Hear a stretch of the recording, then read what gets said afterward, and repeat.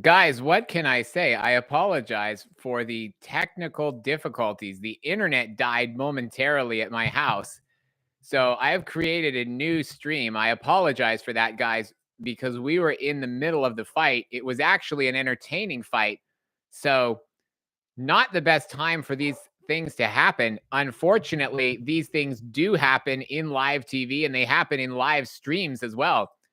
So, guys, we were in the middle of what was a complete snooze fest. And I suppose if there was a time for my internet to fail, it was probably in the middle of this fight because this was a complete snooze fest between Viddal Riley and Mikael Lawal. Not a great advertisement for the cruiserweight division, unfortunately. But be that as it may, Viddal Riley did what he had to do in order to win this fight. He did what he had to do to win the fight. And as a result, he's probably going to move on to, I think, some better tests in the future. And I'm hoping this was just a one-off bad performance from Viddal because I like him a lot. But I think he can also do a lot better than he did in this fight. And I'm sure he will come back even stronger than this one. It was a unanimous decision win on the cards. All three judges scoring the fight in favor of Viddal Riley by scores of 98-92, 99-91, and 99-91 as well. But like I say, guys, I apologize sincerely for that ending how it did with my stream dying in the middle of the broadcast. The good news is you guys haven't missed,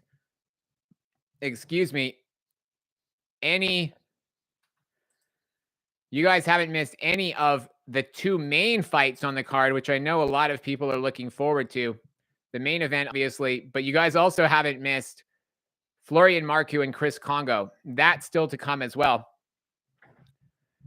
After that, like I say, guys, apologies, technical difficulties.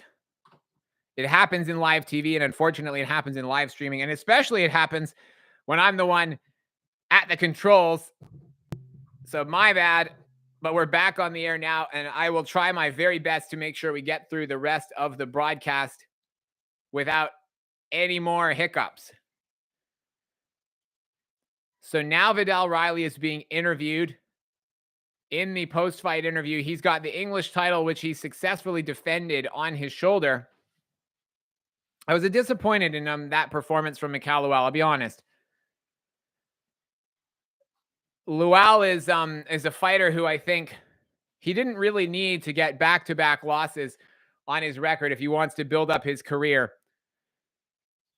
And it was a frustrating fight to watch because it's easy for me to say watching on TV. And I know people criticize analysts because you're not in the ring.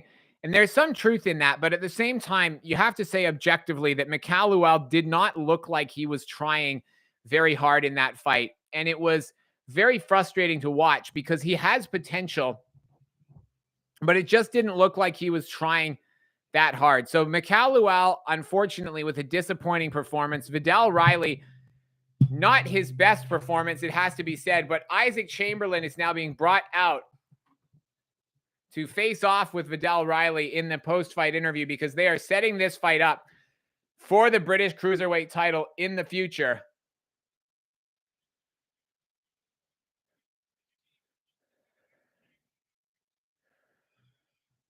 Isaac Chamberlain said his performance was terrible.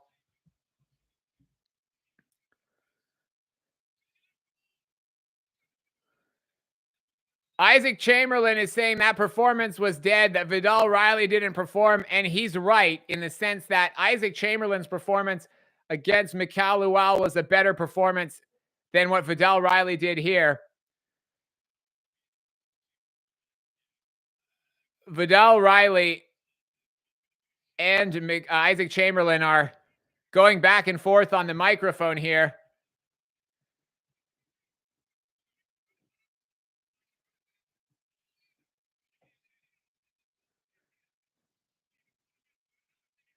Isaac Chamberlain and Viddal Riley are going back and forth on the microphone. They're asking now about this fight for the British title. Isaac Chamberlain looks genuinely wound up, actually. He looks genuinely angry. JYD, how are you doing? Ergi, there's some actual genuine shoving and pushing going on now. It looks like members of both camps are actually, there's a brawl breaking out, guys. Actually, if you can't see this, there's a fight breaking out between, it looks like members of the entourages, Isaac Chamberlain's entourage. It's hard to tell exactly who everyone is, but there's an actual scuffle or a fight breaking out at ringside between members of Isaac Chamberlain's entourage and members of Mikael Lawal's entourage. Both guys kind of went back and forth on the microphone, and then there was a lot of pushing and shoving. The cameras have cut away from it, but there was definitely some pushing, shoving, and a little bit of a mini brawl breaking out between the two entourages. I think they brought them on the microphone to try and hype up the fight, but it went a little bit too far. Isaac Chamberlain was getting legitimately worked up and angry. At first, it was just a little bit of friendly back and forth to hype up the fight, but Isaac Chamberlain looked genuinely actually annoyed by the end of it, and a scuffle broke out basically between the two entourages. So if their aim was to make that fight look more appealing, I think they succeeded. Viddal Riley did not have a great performance tonight, even though he won. And I believe Isaac Chamberlain's victory over Mikael Lawal was considerably more impressive, in my opinion. So based on that, I would make Isaac Chamberlain a more than, well, basically, I'd make him a significant favorite. I'm just going to go call it right now. I think Isaac Chamberlain beats that version of Viddal Riley quite comfortably. But yeah, that was pretty funny, actually. I don't think they were expecting that. I think they just thought they were going to say a few words to each other on the microphone, and then things get carried away. So JYD, Babbage won. He won by 6th round stoppage, actually. But that fight wasn't on the main card. It was on the pre-show, the prelims. But yeah, Alan Babbage won by stoppage in the 6th round. So that's how that one ended up. But thank you for rejoining the stream, everyone.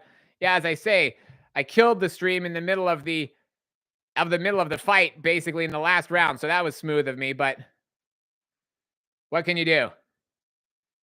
So what did you guys think? If you watched the fight, what did you guys think of Mikael Lawal and Viddal Riley? I wasn't super impressed by either of them, but I thought,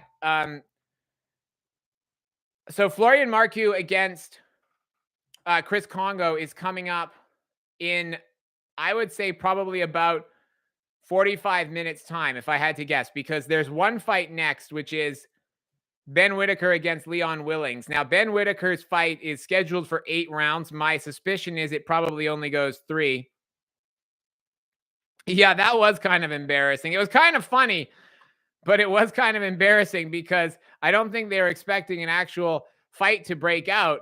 I will say this, though. I think Ben Shalom will probably be pleased because it's going to generate more interest on the fight.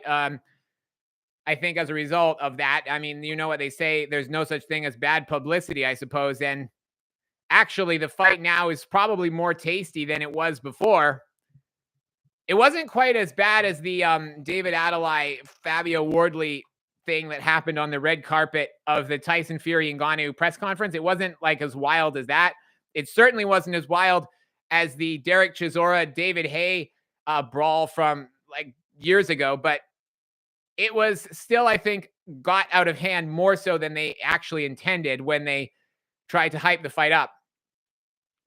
I think Eddie Hearn would have been loving it if that had happened on his show, though, because it definitely added some spice to the matchup, I think.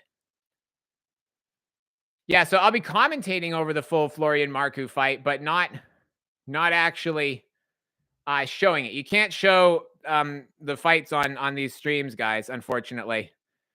If you want to watch it, you can watch it on Sky Sports. You can watch it on Peacock, and you have to, unfortunately, also find some other ways to watch it. But we can't show the footage in these streams.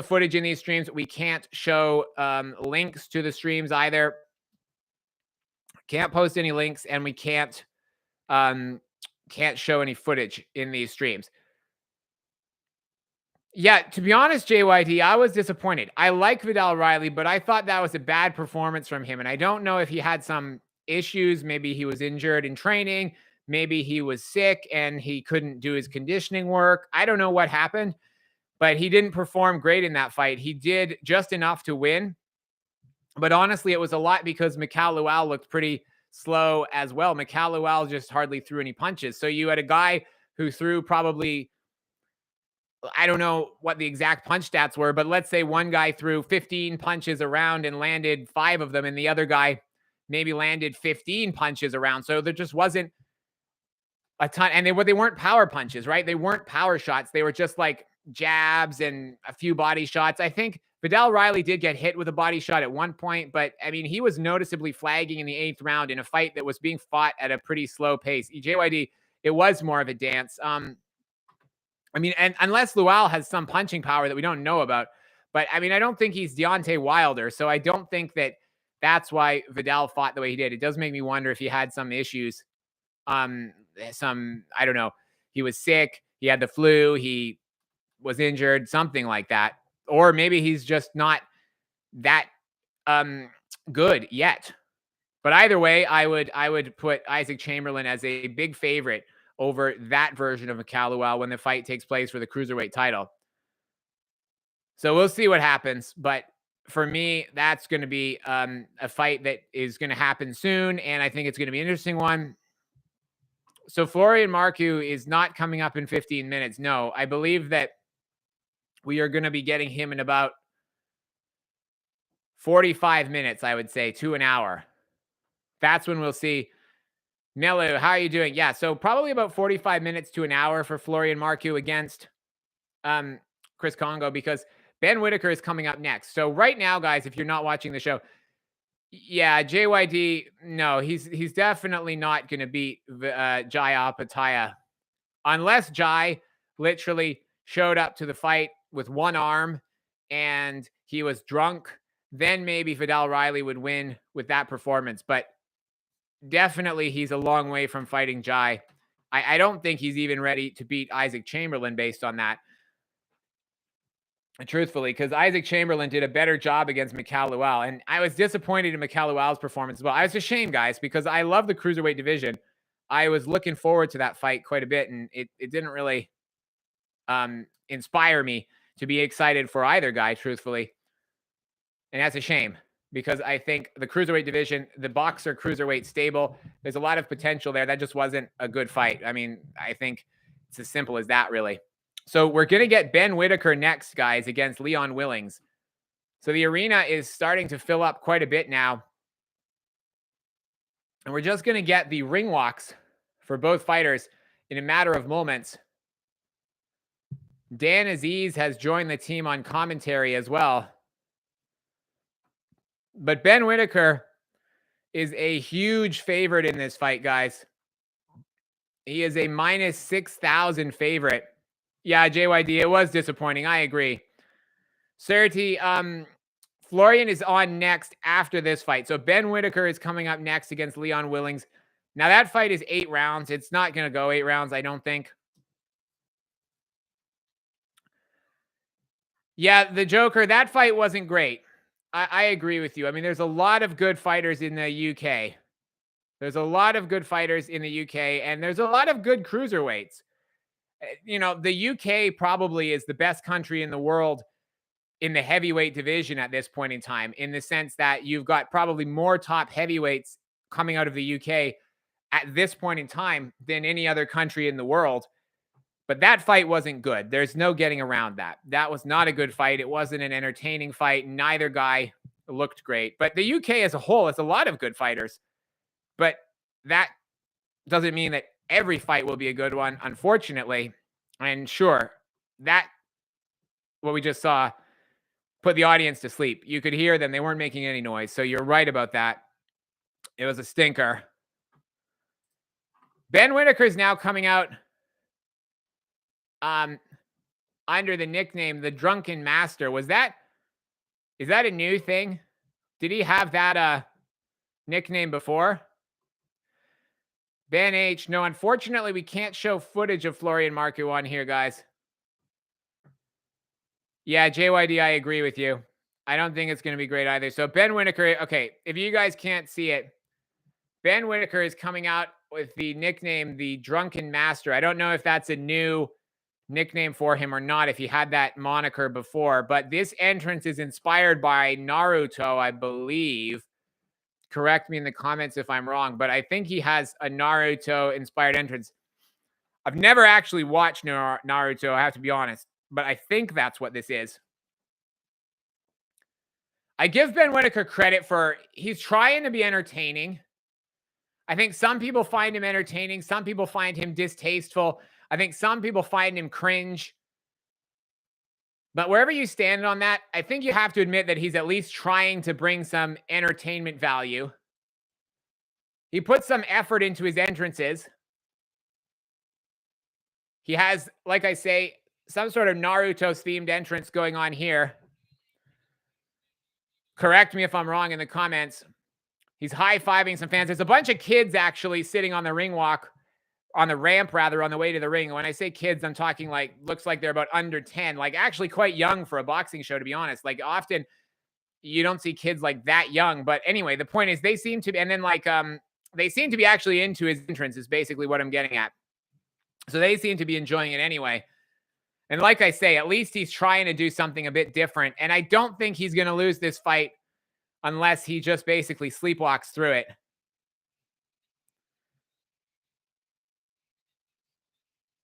JYD, thank you. Yeah, that's right, guys. Unfortunately, you do have to pay for the fight. It's not even a pay-per-view fight. If you want to watch the footage, it's not even on pay-per-view. You can find it on Sky in the UK, just on regular Sky Sports. You can find it on Peacock in the US. It's only $2 a month to subscribe to Peacock. At least that's what I'm paying. So it's really not a lot, but there's no way to watch the fight for free, at least not in the US or the UK. Australia, I'm not 100% sure where the fight is airing, but unfortunately, guys, you can't watch it for free, I'm afraid. And otherwise, everyone would do that, and there would be no shows because they wouldn't make any money. I mean, that's the reality of it. That's why Showtime got out of boxing, because the shows weren't making enough money. And the reality is, I know that everybody would like it for free. Hey, I'd like it for free too, but at the end of the day, we wouldn't have any shows if they didn't make any money. So that's the reality of it, unfortunately. So both fighters are in the ring. Leon Willings on paper, he's got 7 wins, and he actually only has 1 loss. So on paper, you'd look at that and think, well, it could be a competitive fight. The reality is it's going to be anything but a competitive fight. And Ben Whitaker is going to win convincingly, probably using his usual showboating. And he's probably going to win by knockout before this fight goes too far, if I'm being completely honest. So if you guys are waiting to watch Marcu against Congo, this fight is scheduled for 8 rounds. I think it probably doesn't go more than about 4. So I think you might get Florian Marku, Chris Kongo in about 30 minutes time now. No, Bone Marcu has, yeah, no. Florian hasn't happened yet. That one's next.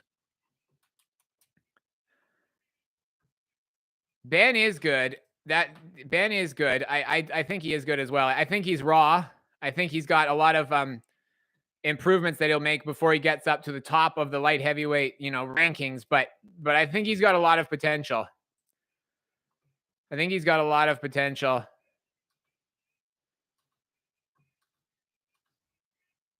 I mean, he's a silver medalist, and I will say this, like, the UK is one of the, at least at the last few Olympics, the UK has been one of the top countries. Especially when you consider that population-wise, I mean, the UK has a much smaller population than the US, but pound for pound, the UK has been doing really well at the last few Olympics, especially in the heavyweight division. There's been a medalist from the UK at each of the last 3 Olympics, and both Joe Joyce and Anthony Joshua realistically should have been gold medalists. Bone, yeah, he was a silver medalist in the Olympics, in the last Olympics, actually. And he actually lost a split decision, if I remember correctly, in the Olympic final. So he was, close to being a gold medalist, Ben Whitaker. But nonetheless, he's a silver medalist. And I mean, not for nothing, but that's pretty good. Not every Olympic medalist ends up going on to have an amazing pro career. But on the other hand, it means that you have the potential to have a good pro career for sure. I mean, it's definitely not going to hurt to have an Olympic silver medal and nearly an Olympic gold. Definitely that's not going to hurt. So we're underway, guys, in round number 1. Ben Whitaker against Leon Willings. Now, Leon Willings is already on the back foot. He's wearing the blue trunks. Ben Whitaker in the white trunks with red flames on them. Ben Whitaker so far is just being pretty sensible using his jab. He's just trying to work his way into the inside with his jab. He's not resorted to any kind of showboating at this stage. We're only a minute into the round, but he's working his way forward using the jab.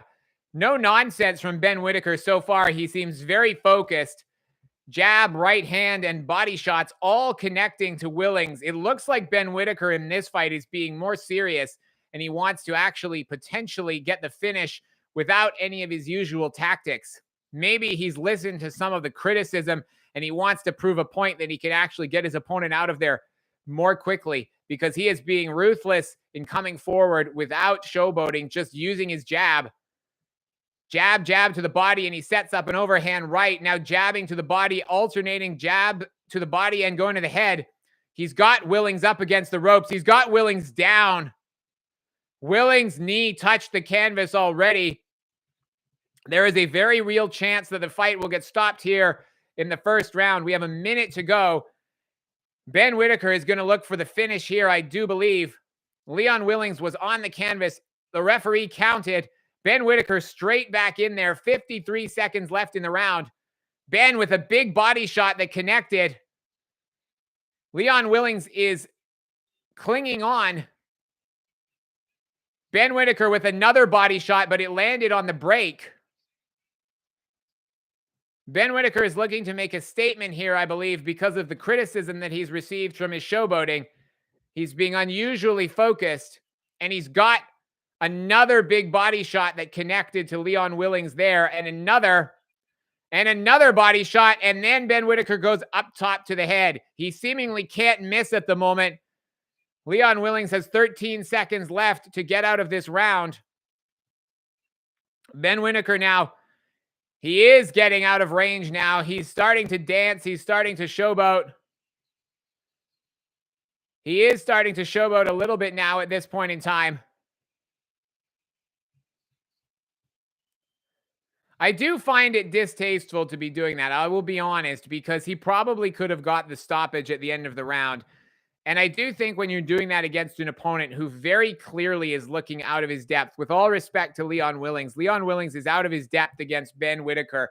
He's clearly looking for the fight to be finished quickly. Leon Willings is almost inviting Ben Whitaker forward to try and get the stoppage, and Ben Whitaker decides to instead resort to showboating at the end of the round. For me, that was a poor display of sportsmanship from Ben Whitaker, even though skill-wise he's doing extremely well.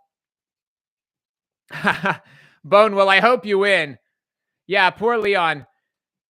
Ben Whitaker has a colorful personality, for sure.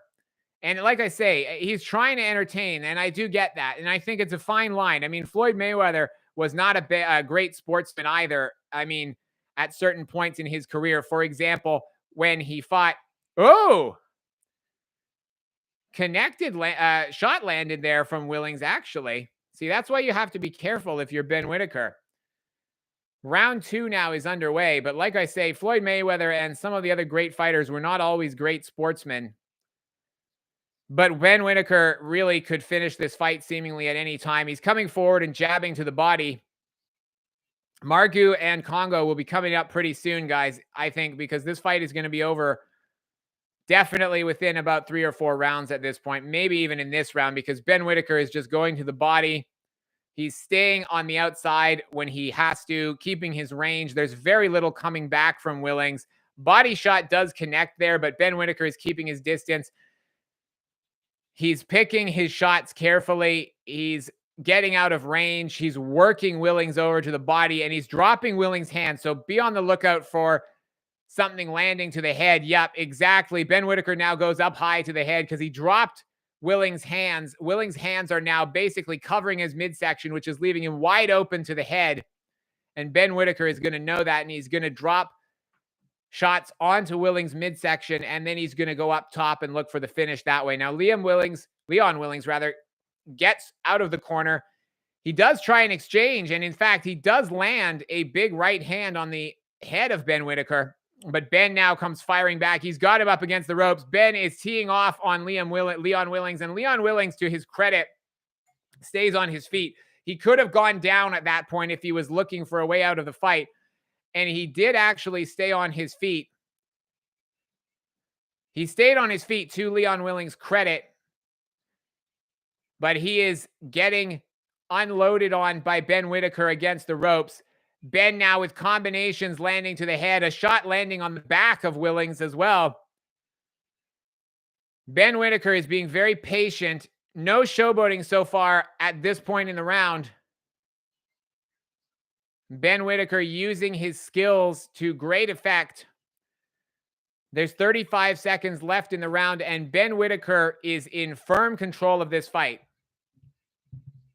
As long as he doesn't get so complacent that he gets clocked with something, Ben Whitaker is going to win this one within a couple of rounds, I do believe.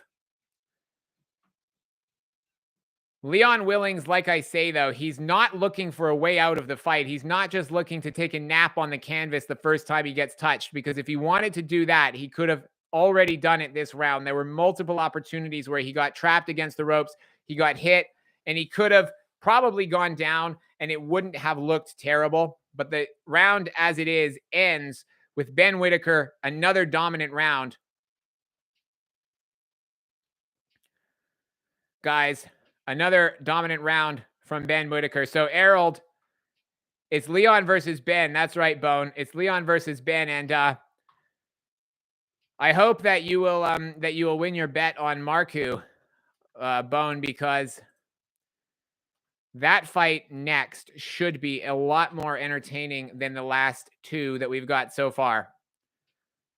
I do believe Ben probably is going to get the stoppage within the next 2 rounds, and the fight is scheduled for 8. So that means it's going to go probably no more than halfway, I believe, but we'll see.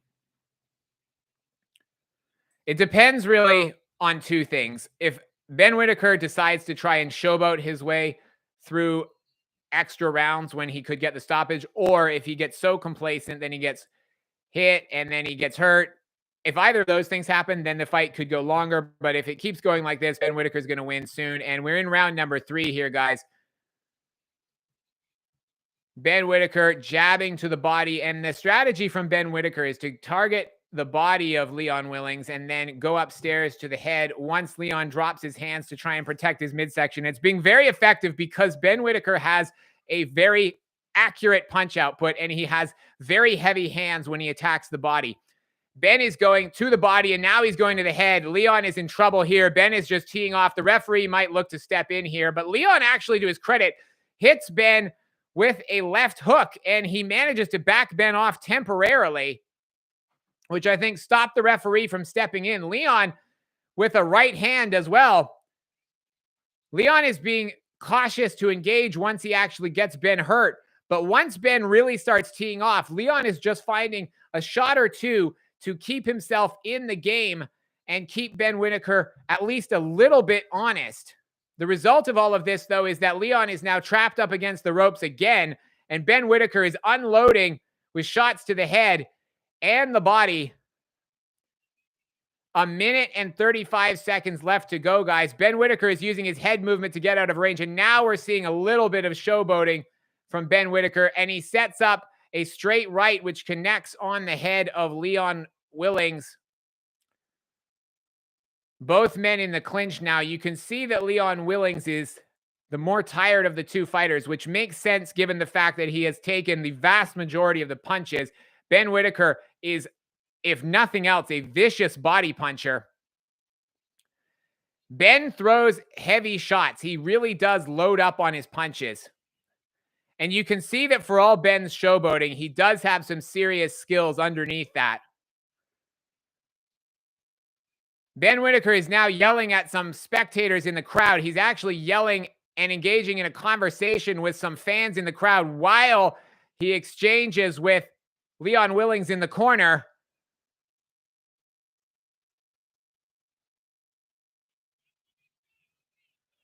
The referee is actually warning Ben Whitaker. I'm not sure if he's warning him about talking to the crowd while the fight is going on, because Ben Whitaker was actually yelling at a fan in the crowd, and now he's showboating again.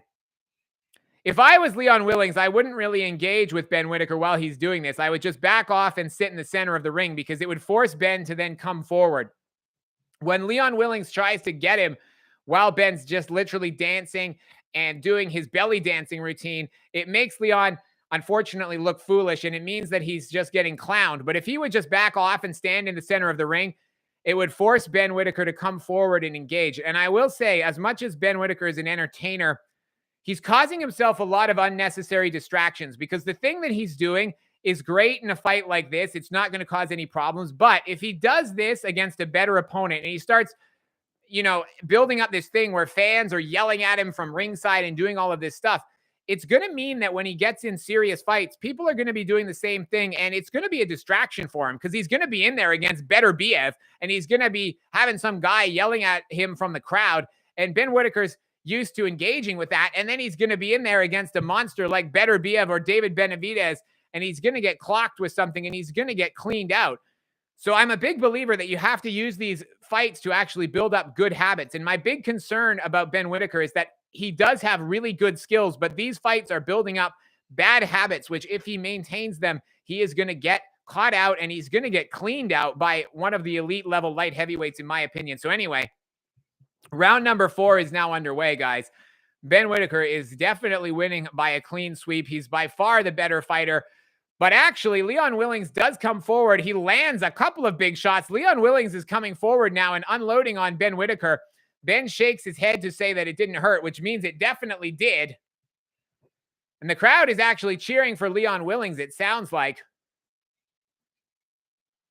I think the crowd is kind of conflicted, because they want Ben to win because he's the better prospect. He's the silver medalist. He's the Olympic hero, as it were. But on the other hand, I think they find his antics distasteful, and I think they are feeling sorry for Leon Willings, essentially. The fight is now taking place in the center of the ring, with Ben Whitaker walking forward behind his jab. Like I say, vicious body punches from Ben Whitaker, and they're dropping Leon Willings' hands. And they're also meaning that his stamina is being sapped to the point where it's making it easier and easier for Ben Whitaker to actually land with his shots. One thing I am impressed by Ben, though, is that he's being very patient. He is not taking unnecessary risks from the outside for the most part. When he's actually concentrated, he's being very cautious at moving in and out of range and not getting caught in inside exchanges. It's when he starts to showboat that he's getting in trouble. But when he's not doing that, I'm actually pretty impressed with how Ben Whitaker looks, albeit against limited opposition, it has to be said. Now, Leon Willings connected there with a shot, but Ben Whitaker fires back with a couple of jabs.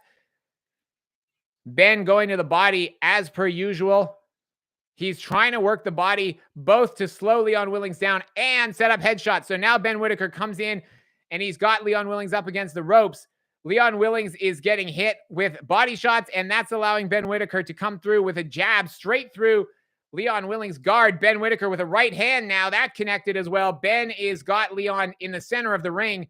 Ben looking to find an opening. 50 seconds left in round number 4. I said it would be over before the 4th round, so it's going a little bit longer than I anticipated, but Ben Whitaker is firmly in control. Leon just missed with a big overhand right. Ben Whitaker probably felt that going past him, but it didn't connect, so it doesn't matter. It didn't do any damage.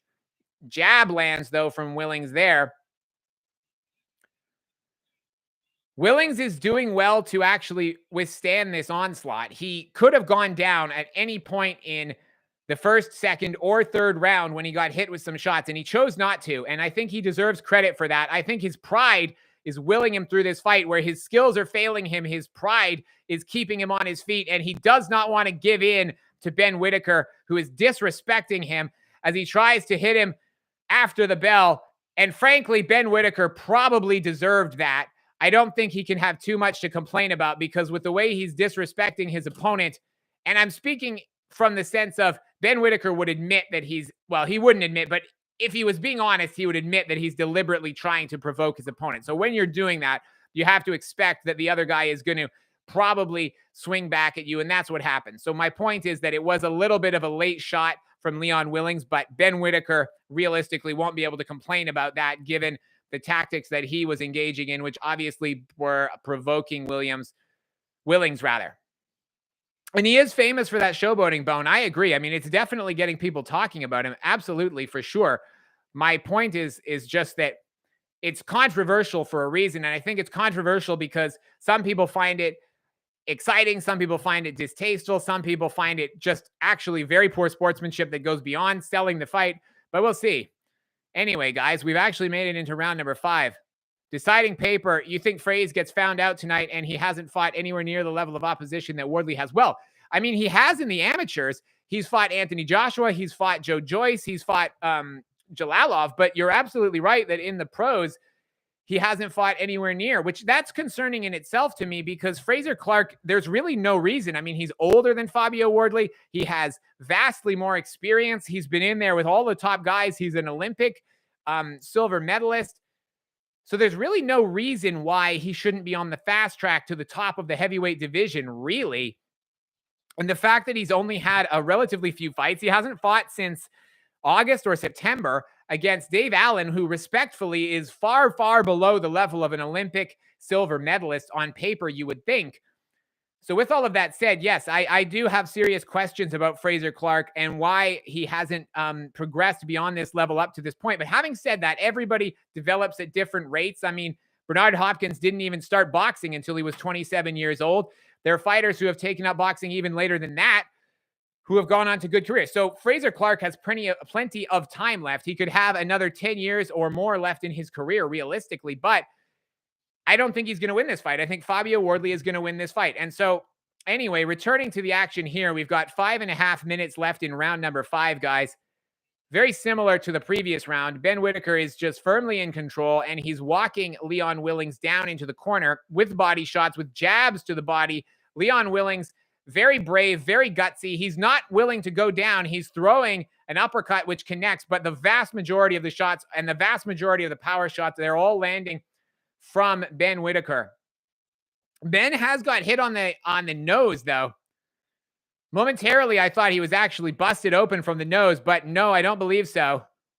Ben is now attacking the body of Willings in the corner.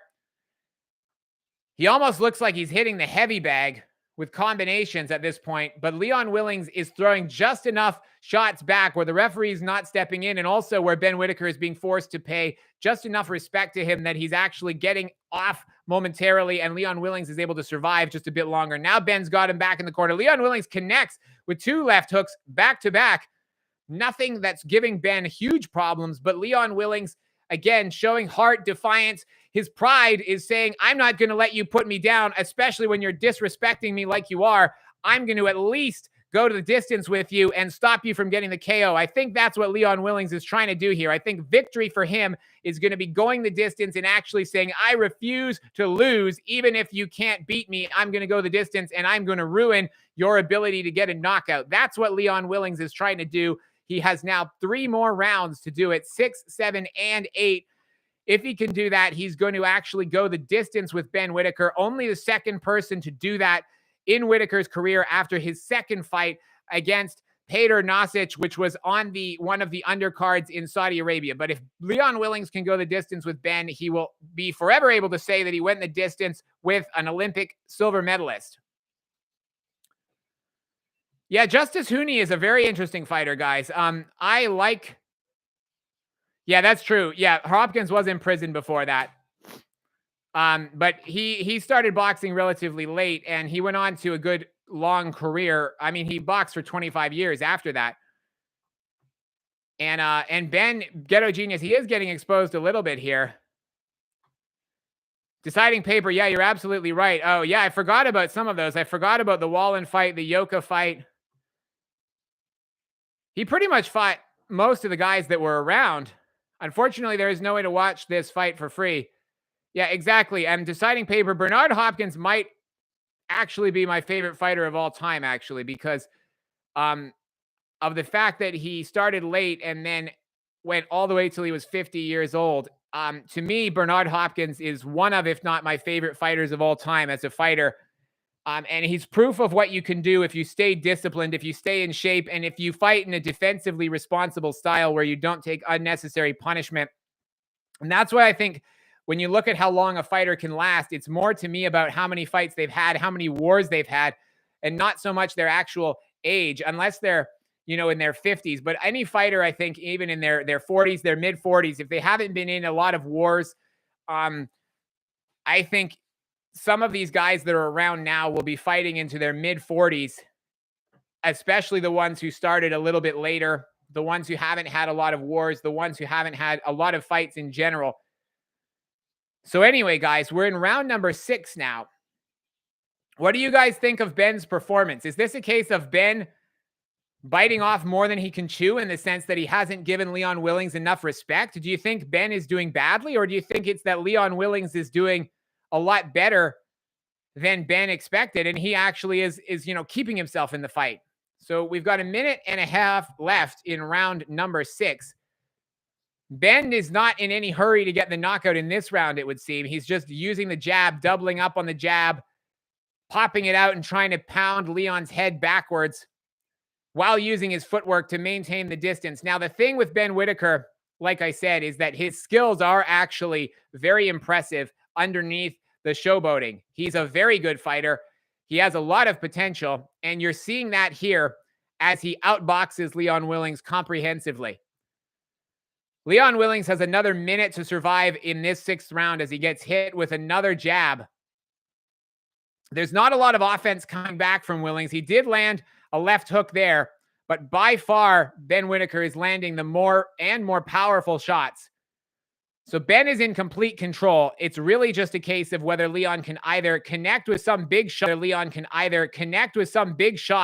and potentially catch Ben Whitaker off guard. Otherwise, Leon Willings is just trying to get to the end of the fight, which is going to be a form of victory for him, given that he's clearly outmatched skill-wise by Ben Whitaker. And that's no disrespect, because Ben is a very good fighter, and Leon Willings is a novice as a professional. I'm not sure what his amateur record is, but his professional record is only 7-1.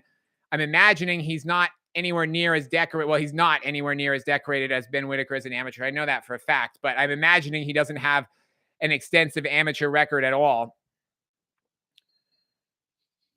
All right, guys. So round 6 came to an end. 2 more rounds to go. And then we're going to get into Florian Marku against Chris Kongo. Statistically speaking, that is the closest fight on this card, at least as far as how the odds makers have it, followed by the main event, which is Fabio Wardley and Frazer Clarke. Now, I expect Fabio Wardley to win that fight, and I expect him to get a knockout. But having said that, I also expected Tim Tszyu to dominate Sebastian Fundora last night, and that definitely didn't happen. In fact, Tim Tszyu lost, and he lost deservedly, in my opinion. So if Fabio Wardley comes out and he's facing a much better version of Frazer Clarke than what he has showed so far in his career, there is the potential, because Frazer Clarke is a big, strong man. He has all of the physical tools to not just win this fight. And I'm talking about the physical tools, because people have questioned his mentality, but he has the physical tools to win this fight, and probably the physical tools to beat any heavyweight in the world. The question is whether his boxing skills and his mindset can develop to basically get to the level that he could be at when you look at his body, his strength, his height, all of those things he has going for him. Whether he can put it together and upset Fabio Wardley tonight remains to be seen. But at any rate, we're in round number 7 here. Ben Whitaker and Leon Willings. Ben Whitaker definitely up 6-0 at this point, guys. No question about it. Leon Willings has absolutely not come close to winning a round in this fight, and he is just trying to survive or connect with a lucky shot and change the complexion of the fight drastically. Ben Whitaker is coming forward. He is using the jab. He is stalking Leon Willings around the ring at will. He is landing. Leon has landed a couple of power shots each round, especially that left hook, which he connects with there. But each time he gets trapped against the ropes, as he is doing here, Ben Whitaker is unloading with shots to the head and body. It's dropping Leon Willings' hands, and then it's opening the head, and Ben Whitaker is very good at alternating head and body shots. He is doing that here. He is backing Leon Willings into the corner. He's using his elbow to move his guard out of the way, and he's missing with big hooks. But overall, Ben Whitaker is connecting with the vast majority of shots in this exchange, and Leon Willings is showing a lot of heart. Leon Willings is showing a lot of heart and determination because he could have gone down, and he is refusing to do so. And Ben Whitaker can say what he likes after the fight, but he is trying to go for the stoppage here. He is, and Leon Willings is not letting him do it. Leon Willings is being defiant here, and Ben Whitaker is not trying to let this fight go to points. At least as far as I can tell, Ben is trying to get the stoppage here, and it's not happening. Leon Willings is defying Ben Whitaker to stop him, and Ben has thus far been unable to do it.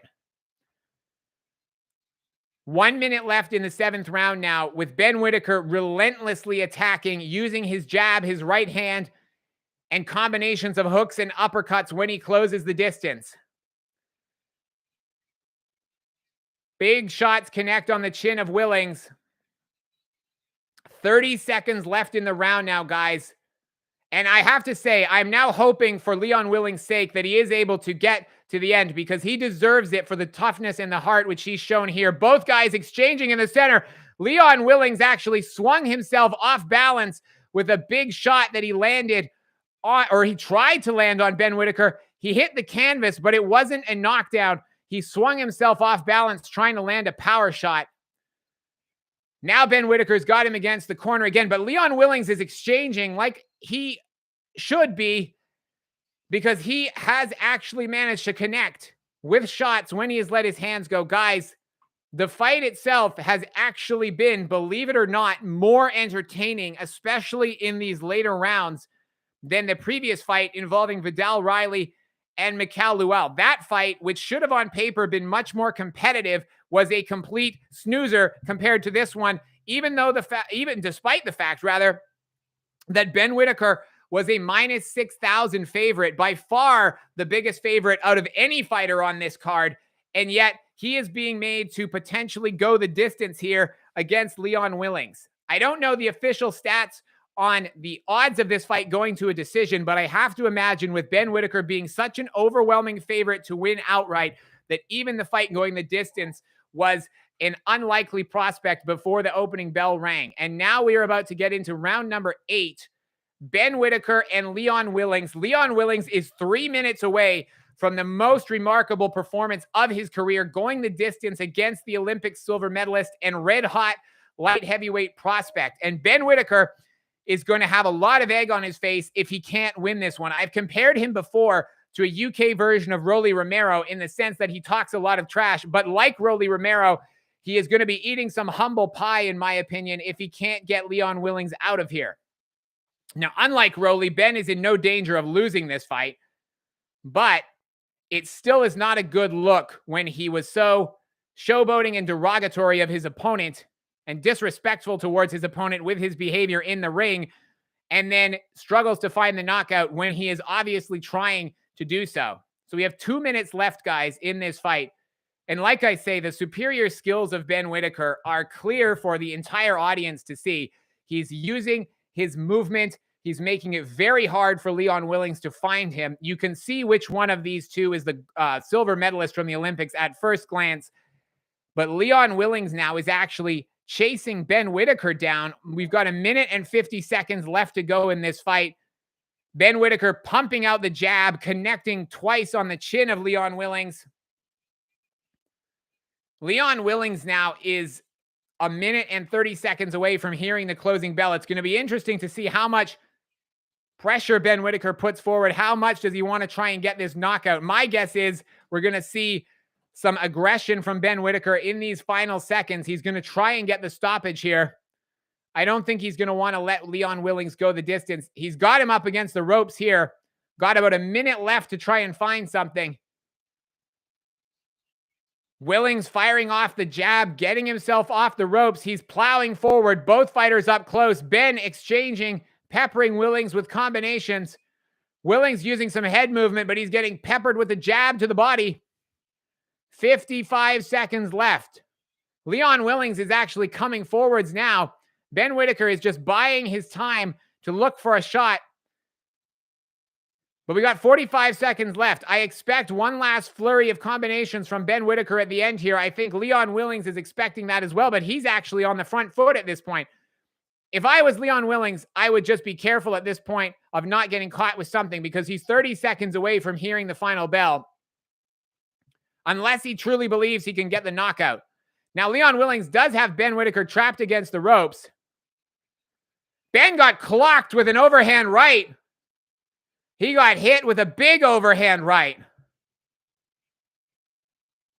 Leon Willings is being urged on by his corner because he's actually getting the better of the end of the fight. He's actually the one that has Ben Whitaker trapped up against the corner, one of the neutral corners. And Ben Whitaker has won that fight absolutely by a landslide. But I have to say, it was a performance that I think he will want back. He will wish that he had been able to get the stoppage here, I do believe. And I think privately, despite what he might say publicly, he will be disappointed that he was unable to do so. But for Leon Willings, that was a very gutsy performance where he was clearly outskilled, but he just refused with sheer willpower. He definitely had the heart of a fighter. And with sheer willpower, he willed himself through to the end of the fight, guys. But that was... So Florian is coming up next. Florian Marku has coming up next. JYD, I agree with you guys. Ben Whitaker was surprised. Unfortunately, there's no links in the chat, guys. Leon, JYD, you're right. Either Ben lacks power or Leon is very durable. I think Leon is very durable. I think Ben actually has power. Florian Marku and Chris Kongo is coming up next.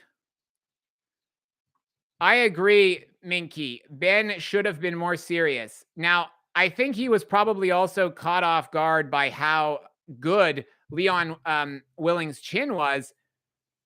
But at the same time, you know, if you don't take it serious until midway through, then that's not what you need to be doing.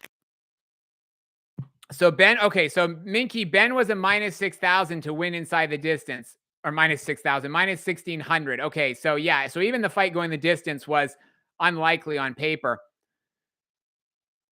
Great credit to Leon. Great effort. And you're right, JYD. There is no free site for the fight, guys, unfortunately. So yeah, guys, there's no links and no free fights, unfortunately. Inoue versus Neri. Yeah, that is surprising, actually. I would have thought that by far the majority of people wanted Inoue to win. But they're just announcing Ben Whitaker as the winner of the fight. I mean, he's the deserving winner of the fight. Don't get it confused, guys. Don't get it twisted. Ben Whitaker deserved to win the fight. He deserved to win, and he did. But I was about to say Luis Neri. I was going to say Leon Willings, rather, deserves credit for going the distance. He showed a lot of heart. Yeah, because I think that the thing with Inoue is that he's too good for his own good, if that makes sense. Because whenever you're as skillful as he is, people want to see you lose because it makes it more exciting, I guess, when the favorite loses. But I don't have any problem with a champion being really dominant, provided they're taking on the challenges that are available to them. My issue is when you have a guy who's got a lot of skills who just ducks, and I'm not naming anyone in particular, but we've seen champions, they're champions now. We all know fighters who have got all the skills, but they just duck and duck and duck, and they don't fight the names that fans like us want them to fight. And that's why I start to, want them to lose, if I'm being honest. But when you have a guy like Inoue, who's, arguably, according to a lot of people, maybe even top 1 in the pound for pound rankings, he doesn't really duck a lot of people. And so as a result, I don't have any problem with his dominance because he's competing against the best of the best in his division. Congo Marku, guys, will be coming up. Jesus, salute, Jesus. How are you doing? Marku is next. That's right.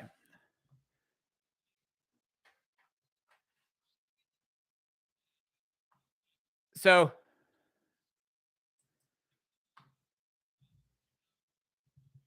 Ben Whitaker is being interviewed after the fight, by the way.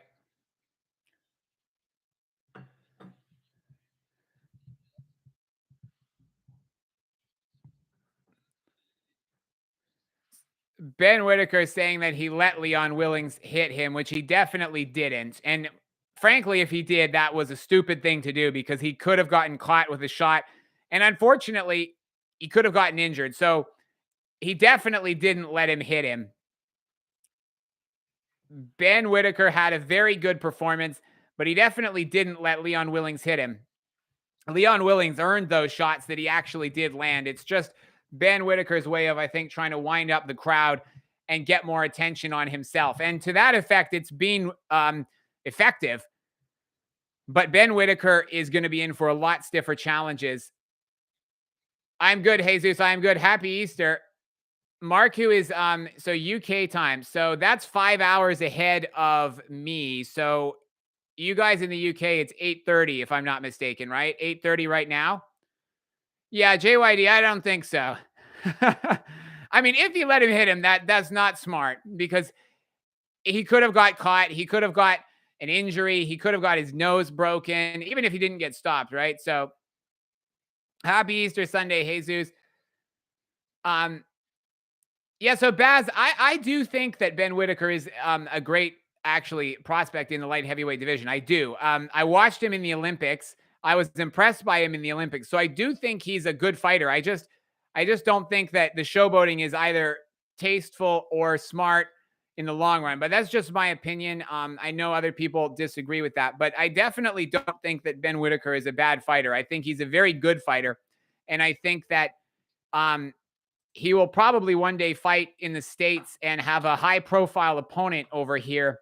Probably he will be on a big card in Vegas one day, or in New York, or in Texas, or in California, or Florida. I think Ben Whitaker will be over here sooner rather than later. And I think he will be a force to be reckoned with in the light heavyweight division. I do believe that, but it's just going to be a question of how far he can go and whether he is developing bad habits by doing stuff like he did here. Who would I match Ben Whitaker against next? Well, I would personally like to see Ben step up his level of competition significantly because my concern with him is that these performances are not helping him develop his skill. So if it was me, I would, because I think Ben Whitaker is actually a good fighter, I would be looking to bring him over to the United States maybe sooner rather than later. I would be looking for him to be stepping up already against maybe like a top 20, top 25 opponent in the light heavyweight division. Truthfully, I think he can skip past a lot of these journeyman level fighters. To be honest, I would even consider putting Ben Whitaker within a couple of fights in the ring against someone like Lyndon Arthur. Lyndon Arthur, who fought Viddal in the last fight, maybe not next, but within a couple of fights, 2-3 fights, I think Ben Whitaker could be ready for that level of opponent, in my opinion. But that's just my take on it, guys. I don't know. What do you guys think as far as possible opponents coming up for Ben Whitaker? Anybody have any suggestions? So we're coming up, by the way, to the Florian Marku against Chris Kongo fight, guys. That is coming up next. Florian Marku, if I'm not mistaken, is the favorite in that fight. But Ben Whitaker could be, I think, definitely should be fighting the top, probably at least a top 20 opponent for me coming up next. I don't know what, I mean, I don't think he's ready for, let's say, Anthony Yard. I don't think he's ready for Dan Aziz, maybe. I don't think he's necessarily ready for Joshua Buatsi. But I think that Ben Whitaker against even someone like I say, like Lyndon Arthur, maybe in a couple of fights, is not a crazy one. Yeah, I agree. I don't, Baz, I agree with you. I don't think he would, I think that he, it's an interesting one. No, the ring walks haven't happened yet. Lawrence King versus Whitaker. That would be an interesting fight. But I think Ben Whitaker, yeah, I think Ben Whitaker should come over to the US actually. I think he should fight here in the States. I think that would be interesting. I think that he's a little bit more exciting.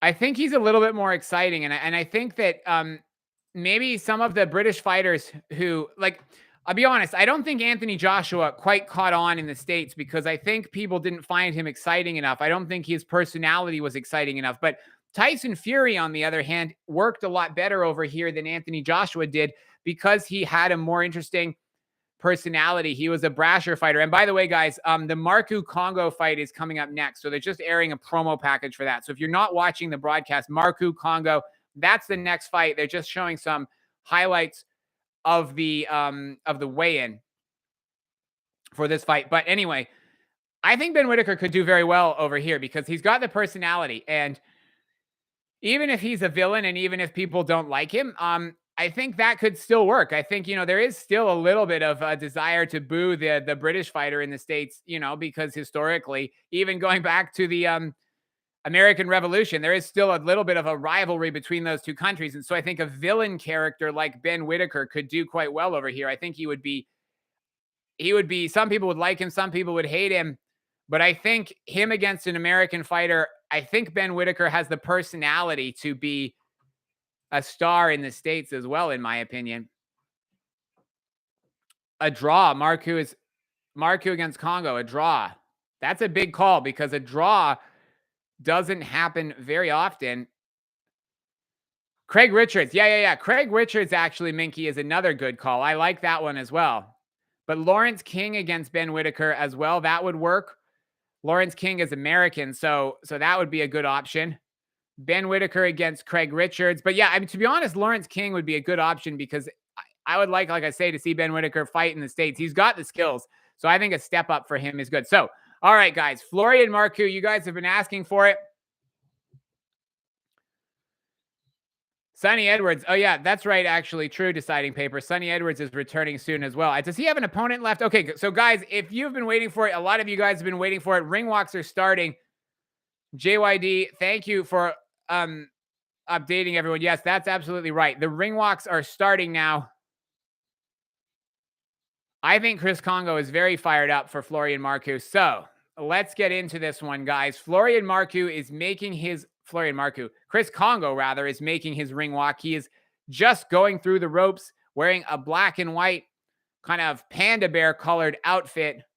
And he is in the ring awaiting the entrance of Florian Marku. Florian Marku, I expect to get a very good reaction from the crowd. The crowd is reacting big time, it sounds like, to Florian Marku. 14-2.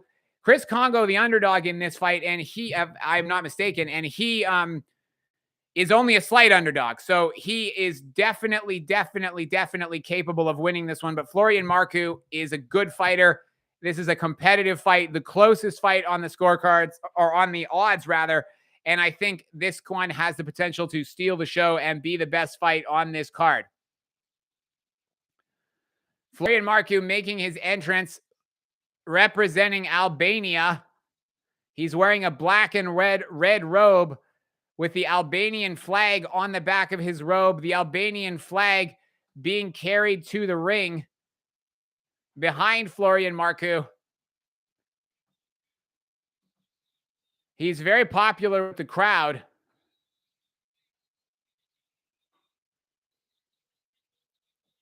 The crowd is very into Florian Marku. The crowd is actually very full. I wasn't sure how big this attendance would be with the fight being on Easter Sunday, but there is actually seemingly a big crowd in attendance here, and they seem very into the entrance of Florian Marku, who is walking to the ring, looking calm, looking confident, and looking focused. Florian Marku against Chris Kongo, the co-main event, and for many of you guys, I know the fight that you have been asking for the most. JYD, there is great support for Florian Marku, the Albanian king. Marku on points. Let me know, guys, in the chat, who do you have winning this one? Who's going for Marku? Who's going for Kongo? Baz, I agree with you. I have Marku winning as well. I am going to say on points, Florian Marku on points, Baz. I agree with you, but who has Kongo winning? Alexandros, you have Marku winning in rounds 5 to 6. Lennox Lewis, one of my favorite heavyweights of all time. Absolutely.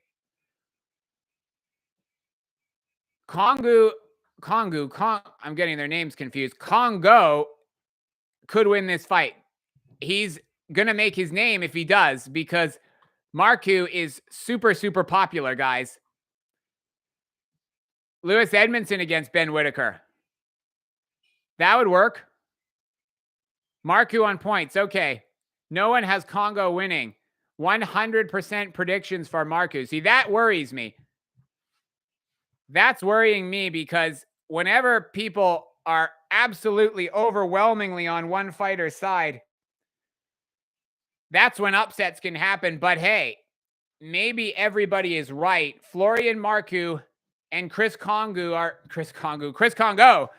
face to face. Congo, like the country, they are face to face in the center of the ring. Kongo fighting out of London. Florian Marku representing Albania in this fight. There's a very noticeable height difference between these two guys. Kongo looking very intense in the face-off as he gets introduced. Now, Florian Marku, he's being introduced by Big Mo now. Florian Marku has 8 KOs on his record, by the way, guys, in 13 wins with 1 draw. The crowd is into this one, guys. This is going to be a good fight. Carl Anthony, how are you doing? Thank you for coming back. Good to have you back. I appreciate you guys all for watching, but thank you, Carl Anthony. Last night was a good show as well. I enjoyed that one a lot. Marku can only lose to Brian Mills from the movie Take. Very funny. Kongo has 2 losses. Yes, he does. And that is part of the reason, I guess, why on paper he is the slight underdog in this one. Oh, don't forget as well, I forgot, but his last fight he lost as well. He does actually have 2 losses, but I forgot. He actually lost his last fight as well. But at any rate, we're going to be in for, I think, a competitive fight here. You're having chicken noodles again. Well, enjoy, because this one should be a good one, guys. So let's get into it. The referee is giving the final instructions to both fighters. They touch gloves, so we are seconds away from the opening bell. Let's get into it. Chris Kongo fighting out of London. Florian Marku representing Albania, but I believe based out of the UK. Marku is undefeated. Kongo, 2 losses. Seconds out, round number 1. The opening bell sounds. Kongo coming out. Kongo using his jab. Both fighters looking sharp, but neither guy letting his hands go at this early stage of round 1. Marku bouncing on the balls of his feet. Kongo pawing with the jab. He's looking to target the body of Marku, but he's also trying to pierce the high guard. So he's looking to jab either to the head or to the body. Marku coming forward. He's the shorter man, and that's going to mean that when he gets on the inside, he very likely will have the advantage. Both fighters are looking explosive. Both fighters are moving well. Kongo is using his reach and his jab to try and establish distance from the outside. Marku is coming forward As I say, the shorter man trying to work his way to the inside using head movement, using feints. And Kongo just pawing with the jab, not connecting with anything substantial. Kongo is using that jab more as a range finder. But as the distance gets closed, they go to the clinch. The referee is telling Florian Marku to be careful of rabbit punching. Now, Kongo's jab is being very effective so far, a minute and a half into this round. But he also would benefit, I believe, from following up with that right hand as well. It's mainly been straight jabs. And like I say, mainly the jab being used as a range finder, more so than as an effective power punch. Now, Marku coming forward and getting to the inside. Marku managed to back Kongo up against the ropes, but immediately they go to the clinch. And that's where you see Kongo's height being able to lean down on the head, on the back of the neck of Florian Marku. The referee breaks them up, and the action continues with Marku walking Chris Kongo down. Chris Kongo is getting walked down by Florian Marku, but he's using that jab and a right hand to keep Marku at range. He eats a body shot there against the ropes, and he comes forward. Referee breaks them out of the clinch. Kongo is connecting with his jab repeatedly now. Jab lands from Marku as well with an uppercut on top of it. Guys, there is some great explosive punches, and both guys are being very cautious in how they're approaching this opening round, but they have a lot of snap on their shots. No lumbering punches here like we saw in the Mikael Lawal Viddal Riley fight. These are snapping shots. These are power shots. These guys are both in great shape. And it was a close round with each guy trying to use his advantage. Marku on the inside, Kongo on the outside. Let's go, guys. So who did you guys have in the chat winning round number 1? So yeah, guys, maybe you guys can fill me in on this, but it feels like I hear Howard Foster's name come up a lot in relation to controversy. Now, I'm based in America, but it feels like his name gets involved in a lot of controversy, Howard Foster, the referee. I'm looking forward to the main event, Carl Anthony as well. Carl Anthony, you're rooting for, you think Kongo won the first round. Yeah, I probably think Kongo won the first round as well. But yeah, guys, I agree with you, JYD. So I think if you guys are not watching the fight, the consensus seems to be, and I agree with it, that Kongo won that first round. So, and yes, Howard Foster is the referee here. So round number 2 is underway with Chris Kongo trying to pick up where he left off in that last round, using his jab to keep Marku at range. Because when Marku gets on the inside, he's going to be able to work Kongo over to the body and then come over top to the head. And this is why you're seeing Chris Kongo try and use his jab. And there we go with the right hand twice. And he's keeping Marku at the end of his range, which is very smart. Looks like something happened there. I'm not sure if Marku stumbled or if he got caught on the chin with something. It was hard to tell from this camera position. But at any rate, Marku went stumbling backwards. And now they clinch. The referee, Howard Foster, breaks them apart, and the action carries on. Marku coming forward, using his jab. Some nice body movement from Kongo to get himself off of the ropes. Kongo's foot movement has been exceptional so far, using it to keep himself away. Looks like there's some damage been done to the eye of Florian Marku as he works Kongo over to the body up against the ropes, but Florian Marku's eye has been cut. I'm not sure if that was from a punch or from a clash of heads, but there is a small cut around the left eye of Florian Marku, but he keeps coming forward and trying to close the distance. Kongo is, like I say, has the advantage on the outside. But one shot to look out for is that jab coming upwards from Marku. Twice he managed to pierce the guard of Kongo.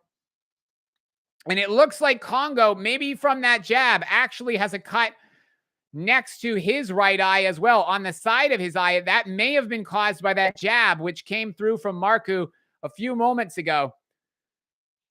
So it looks as though both fighters are actually cut around the eye. Nothing even close to what we saw in the Tim Tszyu fight last night, where it looked like Tim Tszyu had half of his forehead sliced open. But in this fight, both fighters nonetheless have blood coming from around the eye. Marku is coming forward, and he's managing to connect. He's managing to push Kongo back up against the ropes using his shoulder as a battering ram. Kongo doesn't like that, and the crowd seems to be enjoying this good work from Florian Marku. Even as he gets hit with a 1-2 combination on the chin, he's trying to pull his shorts up, but he's got to be careful because he's leaving his chin wide open. Now he's got Kongo backed up against the ropes again. We're seeing Marku have a little bit more success here in this round at actually closing the distance and working Kongo over when he gets him up against the ropes. So that's where Marku has had more success in round number 2 than he did in the opening round. But guys, let me know in the chat how you saw this one. Round 2 for me was a little bit closer to call, and I could even see an argument if someone wanted to give that to Marku. But how did you guys see that one in the chat? A closer round, I think. Bone, Kongo is looking more vulnerable in that round. Absolutely, for sure. I'm still not sure which one. Yeah, I've heard there's been a lot of controversial decisions with Howard Foster as the judge. Was Howard Foster not one of the judges who scored the Anthony Joshua Usyk fight much closer, either closer than it should have been or actually scored it for AJ? I don't remember what the scorecards were, but wasn't that Howard Foster? Did he not score the AJ Usyk fight for AJ, or at least too close? Yeah, you can see, Minky, that Marku is strong on the inside when he gets up close. And actually being the shorter fighter can sometimes, I think, help in that sense because his center of gravity is a lot lower. It's a little bit like, I guess, in rugby or American football where you actually have an advantage being lower to the ground in a way against a taller guy, because Florian Marku here, he seems to be able to push Kongo back against the ropes with his shoulder when he gets to the inside. So anyway, we're in round number 3. Kongo has to be careful, actually. As you guys are saying in the chat, it looks like he ate some power shots in the last round, and he looks just a little bit frazzled here, whereas Marku is coming forward looking very confident. Chris Kongo is showing some body language, which I don't like if I'm rooting for him. He looks just a little bit more frazzled in this third round than he was earlier on in the fight.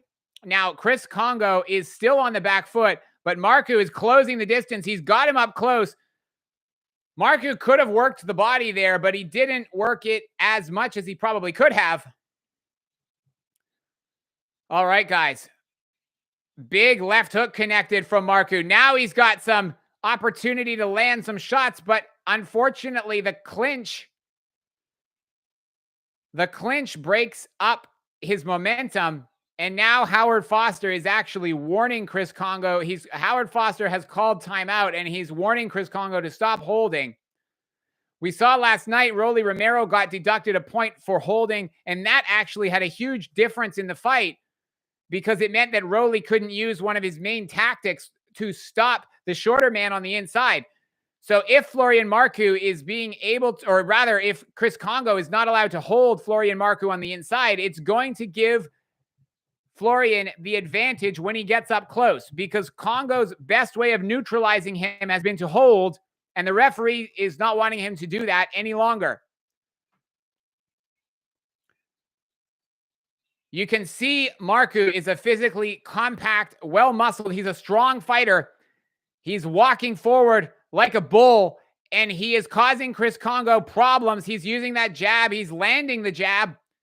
This is the worst round of the fight for Chris Kongo so far. It looks to me with a minute left like Florian Marku is going to win this round if it continues as it's going. Now, Marku got hit with a jab there, but he is cornering Chris Kongo, and he is looking better in this round with 30 seconds to go.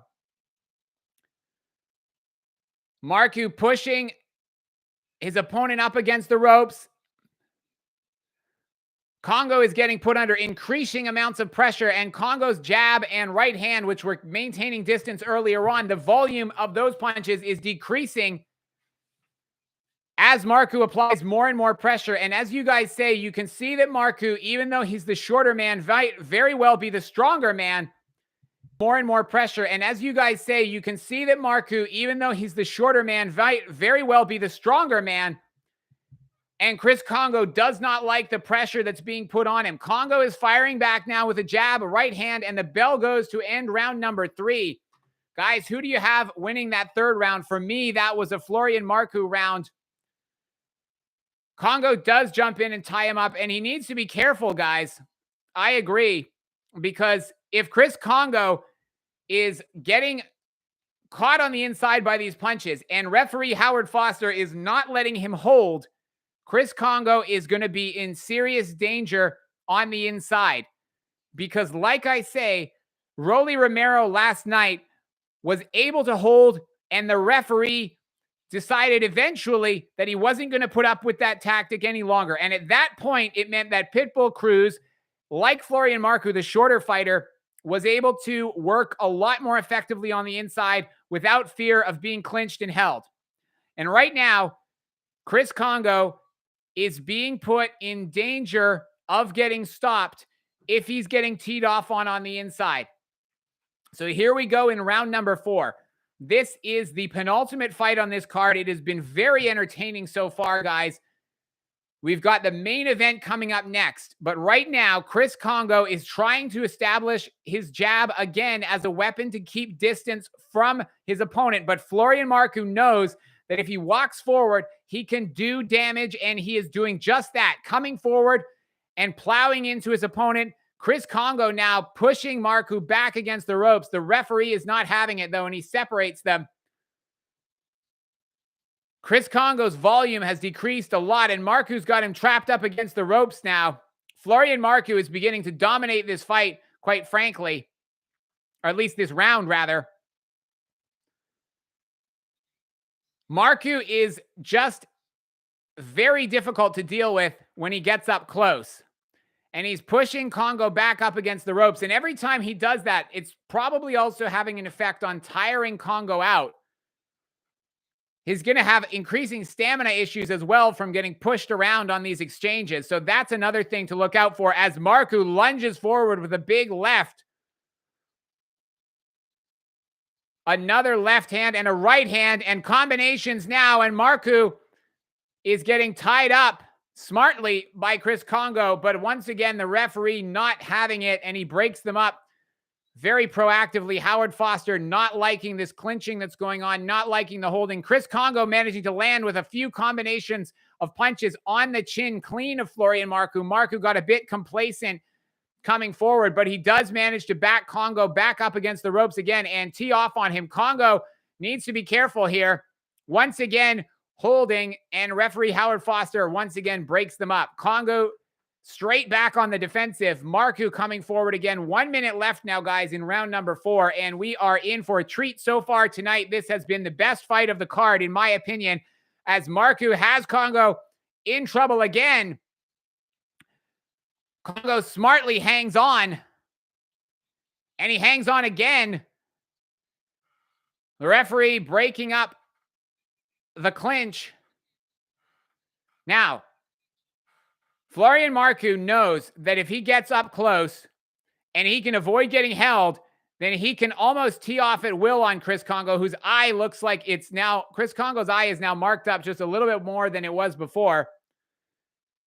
Florian Marku is using his elbow to push Chris Kongo's head back up against the ropes. The crowd doesn't like that, but there's a little bit of dirty fighting going on from both fighters on the inside, frankly.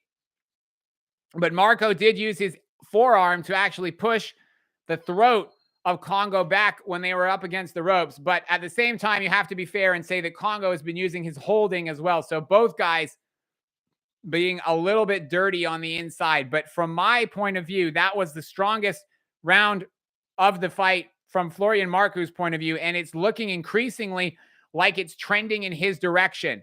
So if you guys are rooting for Kongo, I have unfortunately got to tell you that it is looking increasingly like he is actually the one that is going to be in trouble here. What do you guys think in the comments? JYD, you have Kongo up 3 rounds to nothing. Minky, you have it 2-1 for Congo. I have it 2-2 now, guys. The main event, Brandon, is coming up next after this one. So we have got a little bit of time left until the main event. This is the co-main event, and I believe, Carl Anthony, that Frazer Clarke is going to lose, and Fabio Wardley is going to win that fight. Main fight is next, Bone. That's right. They've just shown both guys warming up in the back, actually. So round number 5 is underway. This one is scheduled for 12. But I don't know if it's going to go the distance because Florian Marku and Chris Kongo are fighting at a fast pace here. I'm not sure whether this fight will go the distance or not. But round number 5 starts with Chris Kongo being backed into the corner. Marku didn't connect with a lot of those shots. And in fact, he's now pushing the head of Kongo down in the clinch. But still, effective work being done by Florian Marku just to keep the pressure on Chris Kongo. Chris Kongo's trying to reestablish some of the range that he had used successfully in the first 2 rounds. It's turning into just a bit of a messy brawl in the clinches where both guys are kind of shoving each other around. Both guys are holding. There's a bit of work with the forearms, with the elbows.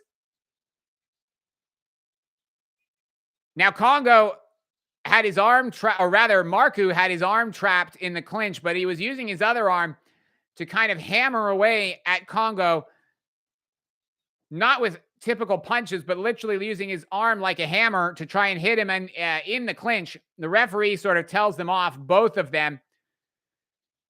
Crowd is really into this fight, I have to say, as well, and both guys are giving the crowd reasons to cheer here, but in the center of the ring, we get another exchange, another clinch. Florian Marku coming forward still. On the back foot, you have Kongo. His jab is definitely the more effective of the 2 fighters' jabs.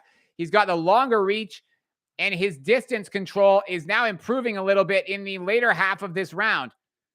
Florian Marku is getting hit to the body repeatedly by Chris Kongo's jab, and an uppercut from Kongo misses. Kongo is doing a little bit better here as we enter the last minute of round number 5. He looks like he's managed to reestablish some range control. Marku's still coming forward relentlessly, but Kongo has actually avoided getting hit while using his own jab and his own right hand a little bit better this last few seconds. So we got some more holding going on in the middle of the ring. Referee telling them off and separating them. And now we get back to the action. So big shots exchanged now. Florian Marku coming forward. Marku's got Kongo up against the ropes. Marku is being held by Chris Kongo. The holding is a very effective. It's an ugly tactic, but it's undeniably effective when you're fighting a guy who's shorter than you and who is an effective inside fighter. The holding from Kongo is ugly but useful. There's no denying it. Now, Kongo is marking up that eye, or rather, Marku is marking up the eye of Kongo. Both guys are expending a lot of energy in this fight, and that was the end of round number 5. That one was a close round, guys. How are you guys scoring the fight? I probably had it 2-2. I had it 2-2, if I'm being honest, guys, going into that 5th round. Carl Anthony, yeah, it is kind of fun. I won't lie. It is kind of fun calling these fights. So I hope you guys are enjoying it. We're in between rounds now, round 5 and round number 6. You got 3-1. 3-1 for Marku or 3-1 for Kongo? How do you guys have it scored at this point? So I had it 2-2 after 4. That last round was close and tough to call. I'm not sure who I would have scored that 5th round to be honest. Who did you guys have round number 5 going to? At any rate, round number 6 is underway. Bowen, you had it to Marku. Okay. JYD, you have it in favor of Kongo or Florian? All right, guys. Okay. Oh, Kongo. You have it for Kongo. Okay. So for what it's worth, guys, we're in round number 6. The viewers' scorecard have it 48-47 in favor of Kongo at this point. So it's interesting. It's a close fight on the cards. at least on the unofficial fan scorecard. And now we're seeing Chris Kongo teeing off in the corner on Florian Marku. This is Chris Kongo's biggest moment of success in the last few rounds, I would say, in the sense of applying effective offense. But Kongo is still coming, or rather, Marku is still coming forward. Both fighters are tough. This has been by far the best fight on this card so far. Marku coming forward. Kongo on the back foot. Looked like a big shot landed. The crowd reacted like a big shot landed. But Kongo manages to just get back into the clinch and not get wailed on anymore. Kongo getting on his bike and just trying to survive here as he moves around the ring, just trying to survive as far as getting himself off the ropes. Don't get it twisted. He's not wobbled or anything like that, but he's just trying to make sure he doesn't get trapped up against the ropes, and he's trying to set up that right hand to hit Marku and earn some respect at this point. Like I say, the range and the jab coming from Kongo is the more effective long-range weapon, but on the inside, Marku's work to the body, when he's able to get inside and work and not be held, that's where he has the advantage for sure. Now, there has also been some straight jabs landing from Marku as well. He's the shorter fighter, but he's punching up with his jab, and that's meant that he's been able to connect on the chin of Chris Kongo as well. So the action is now taking place in the center of the ring. Chris Kongo and Florian Marku exchanging punches.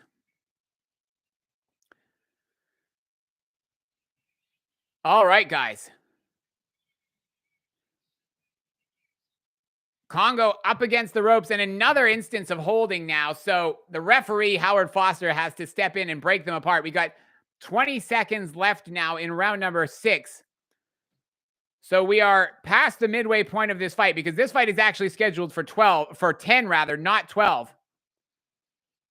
But Marku is now unloading on Kongo. Kongo's trying to fight his way out of the corner. The crowd reacts whenever Kongo has, or rather, whenever Marku has any period of success. The crowd is cheering for him. You've got a bag on Marku, Bone. Okay. Marku, I think, is probably winning the fight at this point, but I can't be sure. I think Marku is probably winning the fight, guys. We have 4 rounds to go, 7, 8, 9, and 10. This is a 10-rounder, not a 12-rounder, if you didn't know. Which I didn't realize, because I was thinking in my head it was a 12-rounder, even though I actually knew it was a 10-rounder. But at some point, I decided in my head it was a 12-rounder. It isn't. It's a 10-rounder. So back in the locker room, we get Frazer Clarke warming up. His main event fight with Fabio Wardley is probably about 30 minutes away, guys. Fabio Wardley and Frazer Clarke, probably about 30 minutes away, depending on whether this fight goes the distance. We have 4 rounds left. It goes all the way. Round number 7 underway now, guys. Chris Kongo, he manages to get off some nice shots to the head of Florian Marku. Marku getting put on his back foot a little bit. This is the first time this has happened in a while, that Marku has gotten put on the back foot while Chris Kongo comes forward. But now Marku coming forward. Both guys get tangled up in the center of the ring. Marku walking Chris Kongo down against the ropes. Kongo firing back. He uses his jab to get out of trouble. The crowd is booing a little bit because they don't like this holding. They want Marku to be able to work on the inside. Kongo got hit with a left hand from Marku. Marku tries to go to the body on the inside, but he can't because he's been held, and the referee steps in to break it up. Now Kongo is going to the body. He's trying to dig to the body of Marku with uppercuts. He's trying to duck down and work the body. But basically, Florian Marku is still coming forward relentlessly while Chris Kongo tries to establish distance and stay on his back foot. As a result, the fight is being decided in the exchanges where Chris Kongo gets trapped against the ropes and manages to either escape and reestablish his jab or hold on. Marku gets hit with the jab there, and he gets hit to the body as well. Chin and the body, and a nice uppercut and a nice left hand, all connecting from Chris Kongo. A minute left now, guys, in round number 7. So if you guys are watching this fight, or rather, if you guys are not watching this fight, this round, once again, could really be scored either way, depending on what you're looking for. A lot of these punches on the inside exchanges haven't been connecting from Florian Marku, because Chris Kongo, when he gets up against the ropes, has been able to lean back or duck his head down so that these hooks, these over-the-top punches, they're actually not connecting. And Florian Marku now is in the center of the ring, covering up while Chris Kongo tries to work him over with combinations. Marku tries to go over the top with a right hand. Kongo fires back. He's trying to work the body. Kongo connects with the chin of Marku. And now Marku is able to use his feet, or rather Kongo is able to use his feet to get on the outside again. Kongo is using a good amount of alternating punches, head and body here, and he's using good footwork. This is a good section of the fight from Kongo. From my point of view, at any rate, that was a good end to the round by Chris Kongo.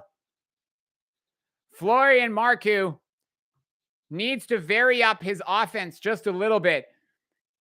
Coming forward in straight lines, even though he's applying relentless pressure, he is not actually landing as much as he was before when he gets on the inside. That's the first problem.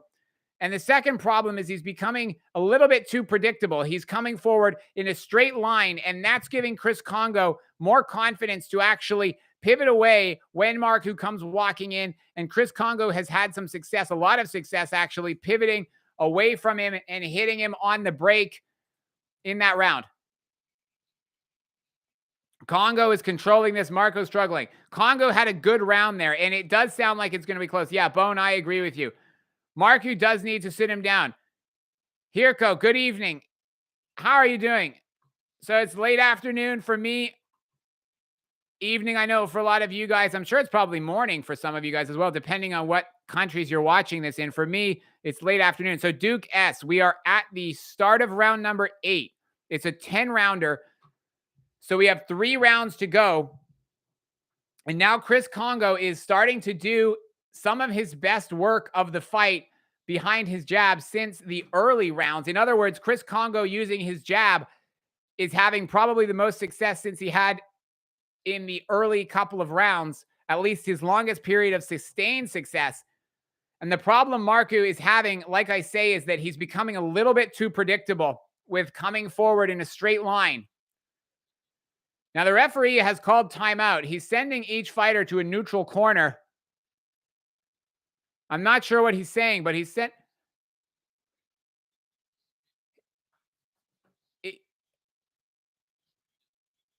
He's saying that there's been too many warnings and that if there are any more warnings, points will be deducted. I'm assuming he's talking about the holding, but I'm not sure. I believe he's talking about either holding or rabbit punching, but at any rate, Howard Foster has warned both fighters that if this continues, there will be points deducted. So he said that if he has to stop the action anymore, there will be points deducted. So 2 minutes left in round number 8. The referee just warning both fighters. Action now resumes in the middle of the ring. Marku coming forward again. Chris Kongo working confidently on his back foot as he connects with an uppercut to the body of Marku. Now, combinations flying from Chris Kongo. Crowd is reacting to these punches because they are landing. Marku shakes his head, but these punches are having an effect. Marku is slowing down as well. He is coming forward and he is becoming increasingly easy for Chris Kongo to hit. This round is not going well for Florian Marku. He's coming on forward and he's managed to hit Chris Kongo. The referee, I'm not sure what happened. He hit Chris Kongo with his, so the gum shield, the mouth guard came out. of Chris Kongo's mouth after Florian Marku hit him with a straight left hand down the middle. The mouth guard of Kongo came out, and the referee is called timeout while they clean the mouth guard, and now they're putting it back in Chris Kongo's mouth. It was probably a little bit of time buying there from the Kongo corner, but the action now resumes with 1 minute and 15 seconds left in round number 8 of a 10-round fight.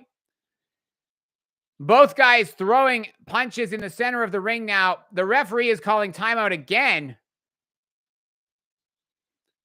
The referee is now deducting a point from Florian Marku for rabbit punching. So now Florian Marku is in a very difficult position because I believe these rounds were starting to get away from him on the scorecards anyway. These last couple of rounds were probably going to be Chris Kongo rounds anyway. But the problem is Marku just got deducted a point as well. So if Kongo wins this round, it's probably going to be a 10-8 round.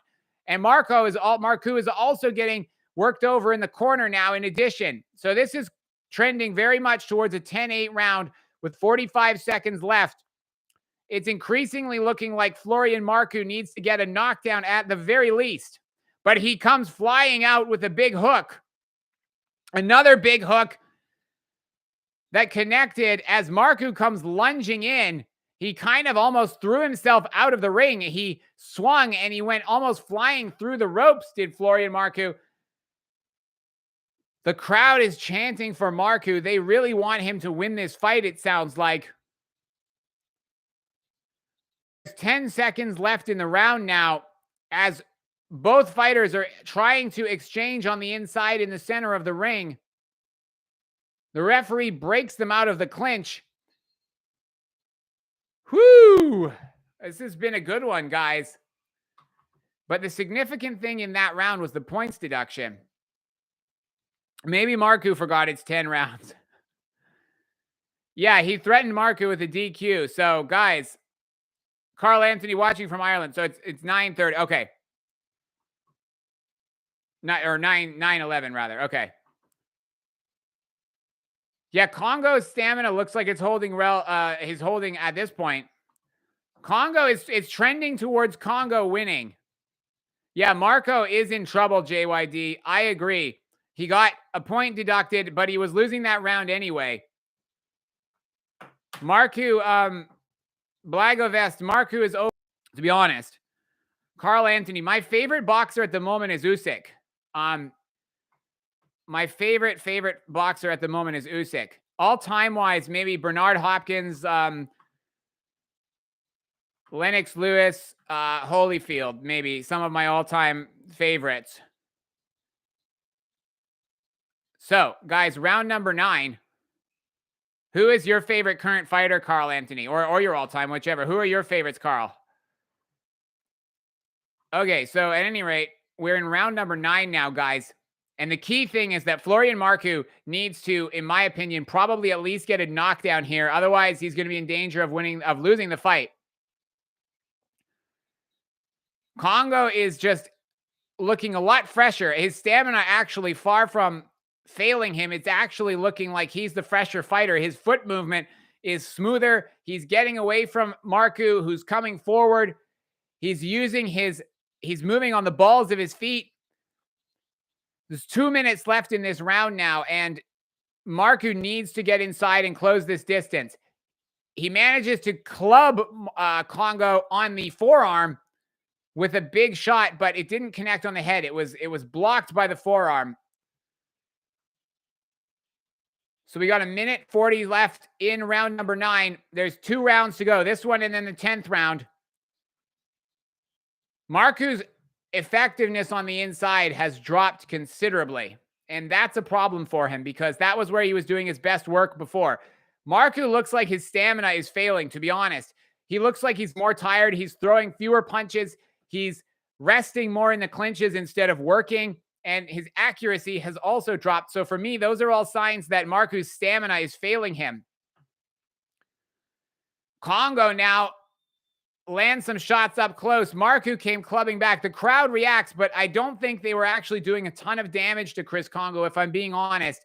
And Kongo's now moving well on the balls of his feet around the ring. Shot lands from Marcu there, but it doesn't do anything effective. And I think this is trending to be another Chris Kongo round with 45 seconds left, guys. Marcu's still got a chance, but he's being held here, and that's stopping him from working. He's trying to use his right hand to tee off on Chris Kongo. The referee encourages them to keep working and not hold. Body shot lands from Marcu. It's a big one, but Kongo just keeps moving. He just keeps working off his back foot, using that jab. Kongo is being very effective off his back foot. Marcu is just coming forward in 2 straight lines. He's now complaining to the referee as well, which is not a good look. There's 10 seconds left in this round. Kongo moving around the ring on the back foot. Jab misses from Marcu. So neither guy landed a shot in the last 10 seconds. Guys, let me know who has Florian Marku ahead. Who has Florian Marku ahead, guys, at this point? And who has Kongo ahead? JYD, you have Kongo ahead a lot. Marku fans won't behave if he loses. Carl Anthony, your favorite fighters are Tyson Fury and Usyk. JYD, Parker and Sandy Ryan. Yeah, I like Sandy Ryan too, actually. I like Sandy Ryan. Tyson Fury used to be my #1 favorite. I've said this a bunch of times, but I've literally, the time I pretty much started watching like current boxing was coinciding with when Tyson Fury's career was just getting off and started. That's when I really sort of became a boxing fan. So Tyson Fury used to be my absolute #1 favorite fighter, bar none. My only thing with him is I've just been so disappointed by how he's been in recent years by being inactive, basically. And so I'm rooting for Usyk to win the fight. But yes, Tyson Fury used to be, and realistically, he still is one of my favorites, but he used to be my absolute favorite, bar none as well. So anyway, guys, we're in round number 10. We are in round number 10. This fight could go either way, but it's looking to me like Chris Kongo is going to win on the scorecards. And the reason I say it could go either way still is because Florian Marku is still coming forward and he's still trying to look for a power shot. But already he's only got 2 minutes left and Marku is looking tired. Kongo is looking fresher on the back foot. Kongo's stamina has held up so far. And if this continues, Chris Kongo is looking increasingly likely to win this fight on points. Florian Marku needs to try and at least get a knockdown, if not a knockout. Marku came forward relentlessly in the early rounds. He's continuing to do that now. The difference is his punch output has decreased seemingly by quite a bit. And that's meaning that Chris Kongo is able to use that jab and use the right hand and sit on the outside and move his feet and move his head. And it's just meaning that he is scoring more points while Florian Marku gets increasingly tired and frustrated and his accuracy drops. 1 minute and 20 seconds left, guys. Kongo landed with a combination on the chin of Marku. Marku is trying to walk Kongo down still. He's just coming forward in a straight line. And unfortunately, unless he can stop Kongo here with something, he's just been too predictable so far. 59, 58, 57, the last minute of the round, last minute of the fight as well, ticking down. Marku got told off by Howard Foster for using his forearm once again to push Kongo's head back against the ropes. Kongo back on his feet. I think Kongo can just afford to stay on his back foot now for the rest of the round, but he's not doing that. He's actually trying to throw a big right hand in the center of the ring. He's actually switching stances momentarily. He was fighting out of a southpaw stance, and now Kongo almost goes out of the ring. He loaded up with a shot, and he almost went flying through the ropes, but in any event, he's back in, and we've got 15 seconds left. Chris Kongo and Florian Marku. This has been a very entertaining fight, but Marku has 10 seconds left to try and stop Chris Kongo. He's walking straight forward. Marku hasn't thrown a punch yet, and indeed he does not, As the fight ends, both corners are celebrating. And in fact, Marcu's corner is holding him aloft as they parade him around the ring with his arm in the air. Now, Chris Kongo is also celebrating in his corner as though he's won the fight. Who do you guys have winning this one in the chat? For me, Chris Kongo is going to get this decision, but both corners are celebrating as though they won the fight. Marcu did look very ordinary in the end tonight, guys. JYD, I have to agree with you. I also agree that Sandy Ryan is one of my favorite women's fighters out there at the moment. Hirko, your favorite all time is Thomas Hearns. Well, Thomas Hearns was trained by Emmanuel Stewart, my favorite trainer of all time. So I like Thomas Hearns as well. David Tua as well. Very entertaining fighter. I assume you're talking about David Tua. Guys, main event is after this, Carl Anthony. I agree. So, Hirko, you have Kongo winning. Minky, you have it a draw. JYD, you say Kongo comfortably. Ghetto Genius, Kongo easily. I think Kongo, guys. I have to be honest, and I'm sorry for those that bet on Marcu, but I agree. I didn't think he looked good tonight at all. I thought he had some success at points, but overall, I thought Kongo won the fight pretty comfortably on my card. And like I've said before, it's kind of hard sometimes to actually sort of score the rounds and commentate on them at the same time. But Kongo, for me, won this fight pretty convincingly. And he was the underdog as well, if I'm not mistaken. So unless I'm wrong, but if Kongo was the underdog, he's the first underdog to actually win on this card. All of the other fights won by the favorites. So like I said, Marcu is celebrating as though he's won the fight. I don't know whether he believes that he's won or whether it's just an attempt to try and influence the judges, but both fighters are celebrating as though they believe they've actually won. Kongo is shouting down the camera. He thinks he's won, and Marcu is waving to the crowd and celebrating and waving his arms in the air as though he believes that he will emerge victorious from the decision, with the scorecards being read out by Big Mo momentarily.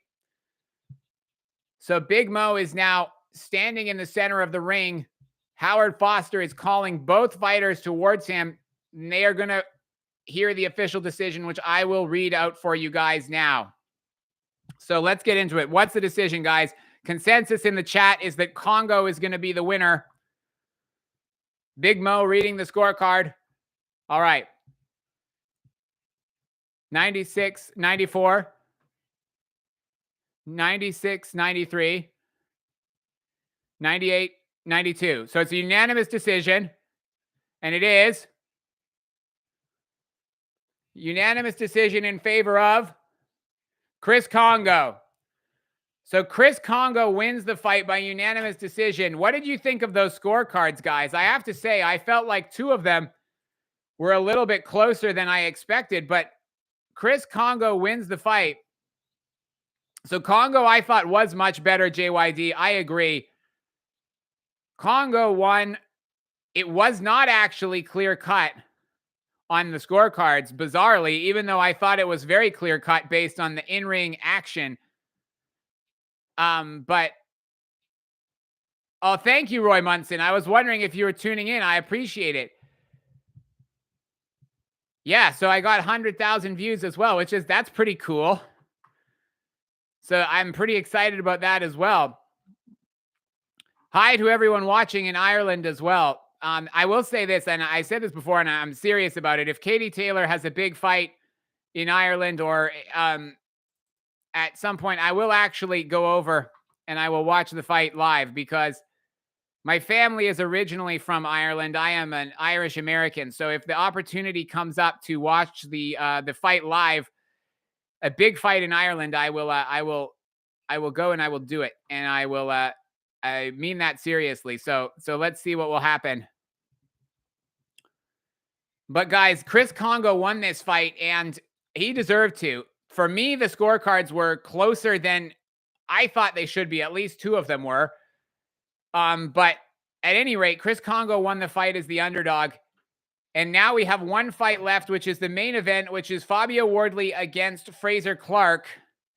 Now, Frazer Clarke, to me, is going to get KO'd in this fight. That's my suspicion. But I don't know for sure because he also has a much, much, much better resume, even though, in fairness, he did actually lose a lot of his amateur fights against top guys. But the reality is that he has a much, much better resume in the amateurs, both as far as who he's fought and also, his achievements. He has an Olympic medal. At some point, I have to imagine that Frazer Clarke is going to get it together as a professional because he has too much experience, I would think. But you have a signed book from Katie Taylor. Oh, that's pretty cool, actually. If I'm Irish, you're Jamaican. No, I said no. My ancestry is Irish. I wasn't born in Ireland myself. But yes, Irish American. So if Marcu doesn't look, yeah, Rowley was winning too. So maybe they flew the same judge over from Vegas to judge this fight as well. I don't know. You're from Cork, Carl Anthony. My family is from Donegal originally. But guys, Chris Kongo, he deserved that win as far as I'm concerned. I thought that he was the dominant fighter for most of the fight, and I thought he deserved to win. And I think he will deserve to get a good fight after this, because he had some time off before this fight, and I think after this, he's probably he's probably going to want to come back quickly. So we got one fight left, guys. It's the main event, and it's Frazer Clarke against Fabio Wardley. Fabio Wardley has impressed me a lot recently. I thought that he always had a lot of heart. I thought he always had a warrior spirit.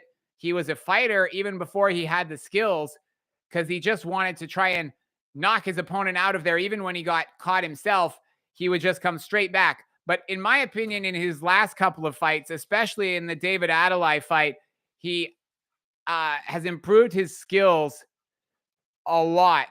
And I think Fabio Wardley is going to win this fight. Barry McGuigan and Chris Eubank Sr.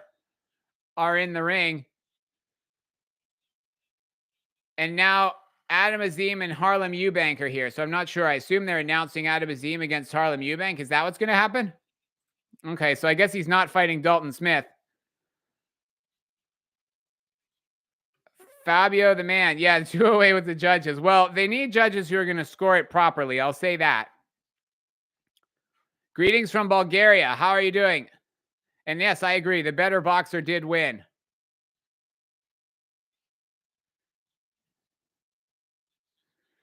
Big fight, guys, coming up. So Chris Kongo won that last fight over Florian Marku. So it looks like Azim Eubank is being announced. Gotcha. I appreciate that. Thank you. Shout out to everyone in Bristol. Unless you're talking about the Eubanks, but I assume you're talking about me, right?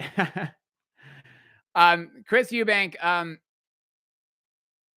Chris Eubank is an exceptional character. He really is. So Harlem Eubank and Adam Azim is the next fight. I'm sorry, guys, I'm gone quiet. I'm just trying to listen into what Chris Eubank is actually saying. He's talking about Harlem's father.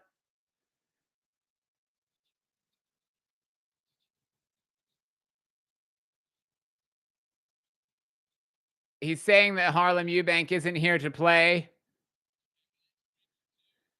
So it's Adam Azim against Harlem Eubank. So it's not going to be Adam Azim against Dalton Smith, it looks like.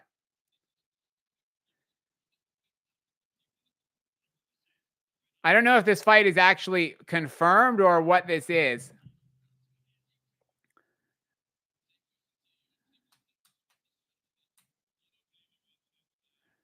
Oh, the fight isn't actually announced. I'm not sure if this fight is actually signed.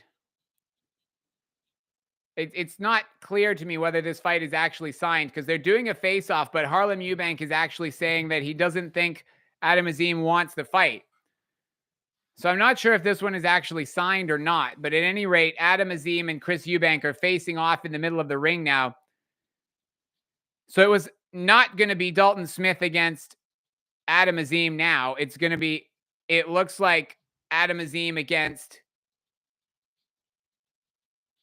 you met Chris and Junior and Senior. Well, you know, Chris Jr., I was really actually kind of interested in Chris Jr. against Crawford, just because that would have been, I think, an interesting build-up to that fight, just to see Chris Sr. and stuff in the press conferences and everything in the build-up to that fight, I assume. But yeah, that looks like it's not going to be happening. Azim is too young for Smith. Well, yeah, it doesn't look like that fight's going to be happening anytime soon. Carl Anthony, I appreciate that. My commentary is better than the Sky Sports. I do appreciate that. I'm trying my best. So guys, basically what's happening now is we are, at least on my screen, we have a commercials, an advert break. And so instead we are just waiting for the main event to start, which is Fabio Wardley, Frazer Clarke. Frazer shocks the world with a 5th round KO. Wardley Clarke. Instinct says Wardley. So guys, final predictions for this one. I'm saying Wardley by KO. What are you guys going for? If you haven't commented already, predictions time, guys. Wardley, Clarke, KO, points. So this one is a 12-rounder, and it's definitely a 12-rounder. I got it wrong with the last one. I kept saying it was 12, but it was 10. So this one is definitely 12. I double-checked. It's a 12-round fight. Carl Anthony, you think a draw? Yeah, I'm interested in Harlem Eubank against Adam Azim, to be honest. I think that's an interesting fight. Frazer in the 5th round by KO. Well, I will be surprised if Frazer KO, because Wardley, I think, has a real kind of heart that Frazer Clarke hasn't really shown to me yet. But who knows? Frazer Clarke, I'm not saying that he doesn't have heart, but he didn't look great against Dave Allen in his last fight. And I didn't think he looked great against Marius Wack either. I thought Fabio Wardley looked a lot better. And Fabio Wardley's been in some not necessarily war, but he's been in some pretty big exchanges where he's got caught and he just keeps firing back against Nathan Gorman, against Nick Webb. He just seems to come back even stronger every time he gets hit. Now, I don't think he has an iron chin because, I mean, we saw what happened to Ngannou, these two, but I think Fabio Wardley wins this fight. I think he's going to win by knockout. Clarke and Wardley, both 30-year-old prospects. Well, you know, I guess fighters are getting older these days. Picks for the main event, short and sweet or KG 12 rounds. I would rather it be short and sweet. I don't want a repeat of, if you guys didn't see Viddal Riley against Mikael Lawal, that fight was really not good. So I don't want a repeat of that one. I would rather have it, 4 rounds of exciting action than 12 rounds of the audience going to sleep. Yeah, I agree, JYD. I think Fury Usyk could be a draw. Well, I mean, it's possible. I mean, Fury against Wilder was a draw, so I guess that's possible. Although I personally thought Fury won that first fight against Wilder, actually, but it was officially a draw. So now they're just showing us a promo package for Fabio against Frazer, another just video thing. I'm pretty sure this footage probably aired somewhere already, but they're just talking about I don't know if this is a face-off or what this is, but anyway, they're just showing footage of both fighters. And then some highlights of, what's this? Some old heavyweight fights like Klitschko, Wilder, Tyson. They're just showing some highlights of devastating punchers. By the way, I was watching the first Holyfield-Lewis fight this morning for some reason. And I don't know. That was a very good fight. If you guys have never seen this, the two Holyfield-Lewis fights. But I was watching that this morning. Just, I don't know why. I felt like watching some heavyweight boxing, I guess, in preparation for this one. But my point is, I hope that this one will be an entertaining fight. These two obviously not on the level of Holyfield and Lewis, but I hope this one will be an entertaining fight. while it lasts and not a snoozer. Traveling Boss, Fury will drain Usyk and knock him out. Usyk doesn't have the power to hold Fury back. Well, let's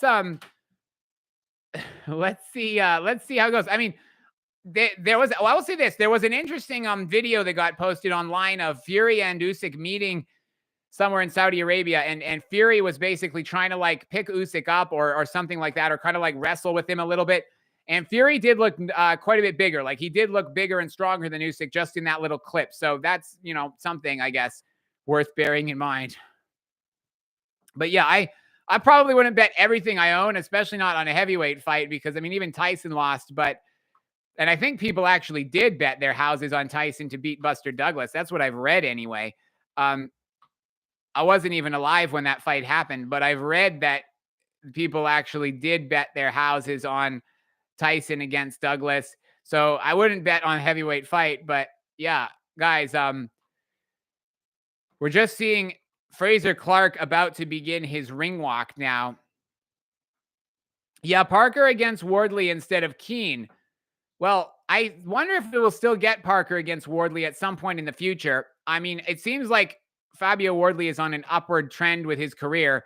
Unless he gets upset here, he's still a little bit behind Joseph Parker, but the Keane fight, yeah, the Keane fight wasn't great, truthfully. But in fairness, Joseph Parker, I kind of underestimated Joseph Parker after that because I thought, well, he didn't fight any opponent of note, respectfully to Keane. But, I mean, he proved me wrong against Wilder, for sure. The stuff people talking about with Tyson, what sort of draining thing? Oh, do you mean tire him out? Just like lean on him and yeah, I think just lean on him and tire him out. Yeah, Fury and Usyk for me are the two top guys. Makhmudov versus Wardley. Yeah, well, Makhmudov needs to get back in the win column, really, I guess, after that loss. So that would actually be a good fight. Makhmudov against Wardley. Traveling Boss, yeah. Fury is going to, I think, do everything he can to win this fight for sure. But Usyk is good as well. Parker does have a very good heavyweight resume. I mean, it's going to be very interesting because we've never really seen a time in probably the last 20 years since the 90s. This is the first time since the 90s, I think, that we are actually going to get to see all of the top guys actually having it out in the ring in the heavyweight division, because we're going to get to see Usyk against Fury twice. We're going to probably at some point get a third fight between Usyk and Joshua, maybe. And at some point, we're going to get Fury against Joshua. Maybe we even get Usyk against Wilder. So we are going to get all of these fights at some point. And Parker is still young. Yeah, he's he's like 10 years younger. Well, 8 years younger than Zhang. Sanchez against Caballel. The other one that's interesting is Sergey Kovalev on the undercard. Wilder versus Zhang. I mean, there's so many good fights coming up. But Sergey Kovalev coming back is kind of interesting to me, too. I wonder what he's going to look like. Whew, okay, guys. So, they are now, let's get into this fight, guys. So, Frazer Clarke, if you guys are tuning in and not watching the stream of the fight itself, first of all, I appreciate you guys. And second of all, Frazer Clarke is now making his entrance to the ring. Frazer Clarke, 8-0, the silver medalist from the last Olympics as well, if you guys didn't know, but I'm sure most of you already knew that.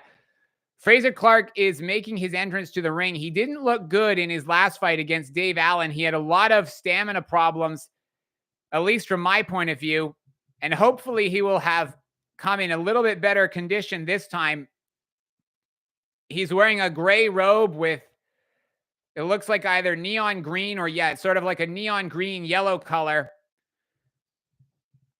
Frazer is kind of singing himself to the ring to a Coldplay song. He's looking very relaxed. Not particularly intense, but very relaxed. Frazer Clarke is making his entrance to the ring, guys. So we are probably about 5 to 10 minutes away from the opening bell of the main event. I am super looking forward to this fight. Frazer Clarke, Fabio Wardley. Frazer Clarke dancing around the stage. He's not quite doing the Ali shuffle, but he's trying. He's trying his best to do some dancing on the stage. Now he's beginning his walk down the ramp.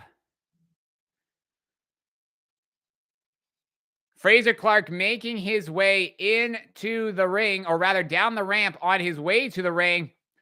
High-fiving the fans, looking relaxed. He's entering the ring on his own. He doesn't have any of his cornermen with him. Just him and the security guys. No sign of his cornermen. No sign of the cornermen. Just Frazer Clarke and his security team.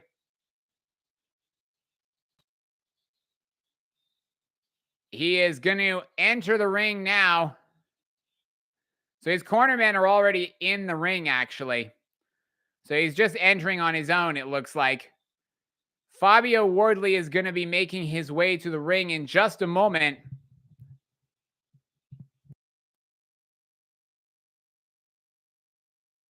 This is a really, really exciting fight, guys, because realistically, both guys probably could have ducked this fight.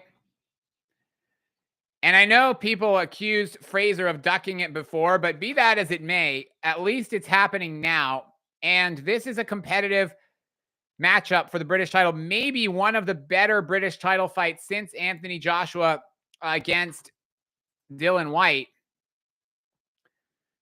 Traveling boss, I appreciate that. You can do the the Ali shuffle. Yeah, he is doing the Ali stumble. That's true. All right, guys. Traveling boss, I appreciate the sub as well. Thank you very much. So Fabio Wardley now, guys, is making his way to the ring. So we are going to have this fight. The main event is the last fight on the card. Fabio Wardley. Frazer Clarke's warming up in the ring.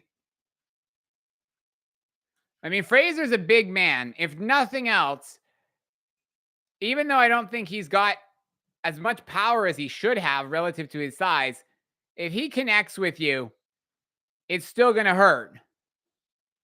So Fabio Wardley now, he's walking out with the British and the Commonwealth title. He's walking out with that Roy Jones song as his entrance music. I remember when Roy Jones performed his own entrance live in Russia, I think it was. I think Roy Jones actually rapped his own way to the ring to this song at one point. So Fabio Wardley coming to the ring with his British and Commonwealth titles and his blue robe with the Ipswich Town flag behind him. Dillian Whyte is actually walking Fabio Wardley to the ring. He's Fabio Wardley's manager. There's certainly a lot bigger buzz around this fight than there was for Dillian Whyte's last fight, in the sense that that one I don't think was even aired on TV. Big Frazer. Guys, we're getting ready. We're going to get this one underway in just a few minutes. Fabio's making his way to the ring.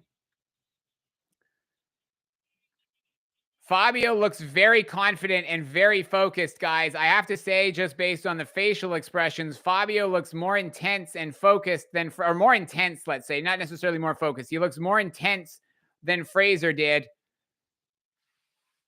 Frazer was looking quite happy and doing, as Roy Munson said, the Ali stumble on the entranceway. Both guys almost collide as they kind of walk around the ring. They sort of bumped shoulders. But Fabio Wardley, he looks more intense to me, for whatever that means. At this point, they're going to get in the ring and sort it out. So I guess it doesn't really matter what he looks like before the opening bell goes at this point.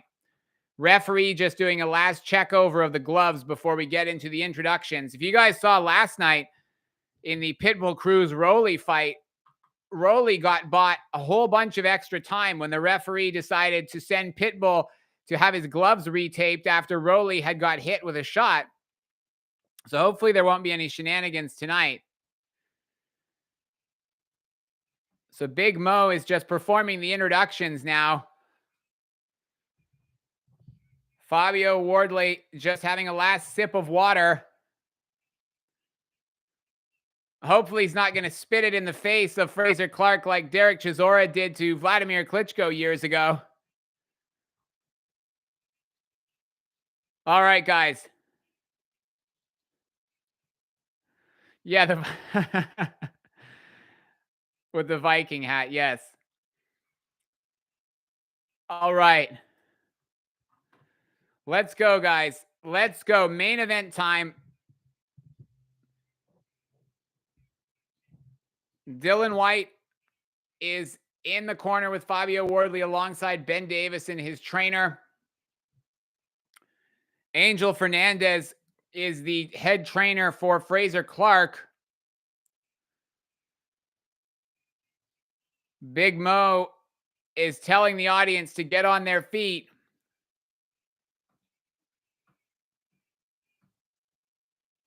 He's telling the crowd to get loud. Get wild, even. Now they're introducing Frazer Clarke. Frazer, he doesn't look super focused or intense. I don't know.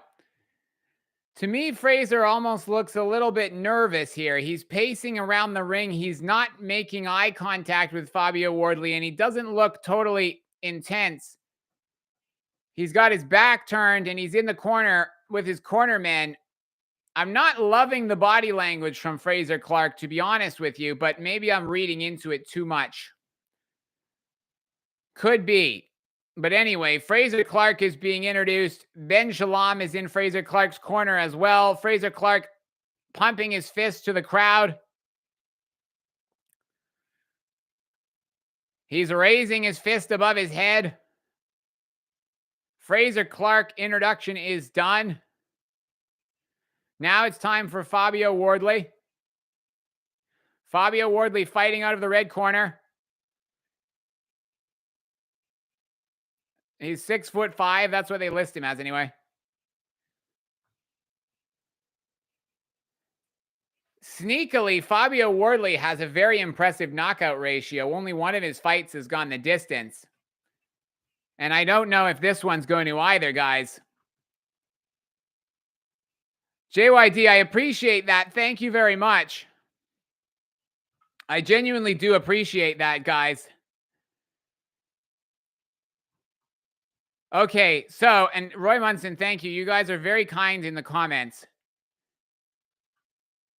So I am gonna try and call this down the middle, but just before the fight gets started, to be clear, I'm picking Fabio Wardley by KO, and I'm gonna say it's before the 8th round. Not necessarily in the 8th round, but I'm gonna say it's a stoppage win for Fabio before 8 rounds. Now, Fabio Wardley looked very good stopping David Adelaide in his last fight. And he looks very focused here for this one, guys. Just based on what I'm seeing so far, I like the look of Fabio Wardley here. Frazer Clarke, for whatever it's worth, is not making eye contact. He's looking deliberately down and deliberately not making eye contact with Fabio Wardley. So when the referee read the final instructions, and again, I don't know how much you can read into this, but Frazer Clarke noticeably did not make eye contact with Fabio Wardley. He looked at the ground the entire time, and he was clearly doing it on purpose. So read into that what you will. Round 1, guys. Fabio Wardley and Frazer Clarke. Here we go. The main event is now underway. This is a dangerous fight because both guys have a lot of power. Two big men. Frazer lands the first shot of the fight. It's a jab. Another jab lands from Frazer Clarke. Frazer tries to land a right. Fabio ducks underneath. Referee tells him, get his head back up. Jab from Frazer. You can already tell that Frazer is the one with the more experienced amateur skills, just the way he's using his jab more. Fabio Wardley trying to jab to the body, but he doesn't connect. He connects to the head, though. Frazer Clarke and Fabio, they're both caught up on a clinch on the inside. Frazer is connecting, though, with a right hand. It was actually a big shot, and it's backed Fabio up against the ropes. Frazer Clarke, you can see he's got maybe the better fundamentals of these two guys, and so far, he's probably getting slightly the better of this opening round, just using that jab in his right hand. Fabio Wardley has been known to be a slow starter in the past, and he's trying to use his jab here just to keep Frazer off him. Another clinch on the inside. Frazer looking to use his jab. The crowd is cheering or chanting for Fabio Wardley. It seems like he's overwhelmingly the favorite of the crowd. Very loud Fabio Wardley chanting from the crowd. It's been a slow opening round. Neither guy has wanted to commit with a ton of shots. Frazer using his jab. He hit Fabio with an uppercut, but they're back in the clinch again in the middle of the ring. And guys, Frazer Clarke is probably winning this opening round just based on the volume of his jab and the accuracy of it so far. It's not a dominant round, but I would say Frazer probably is winning it so far. Another jab connects from Frazer. It landed right on the nose of Fabio.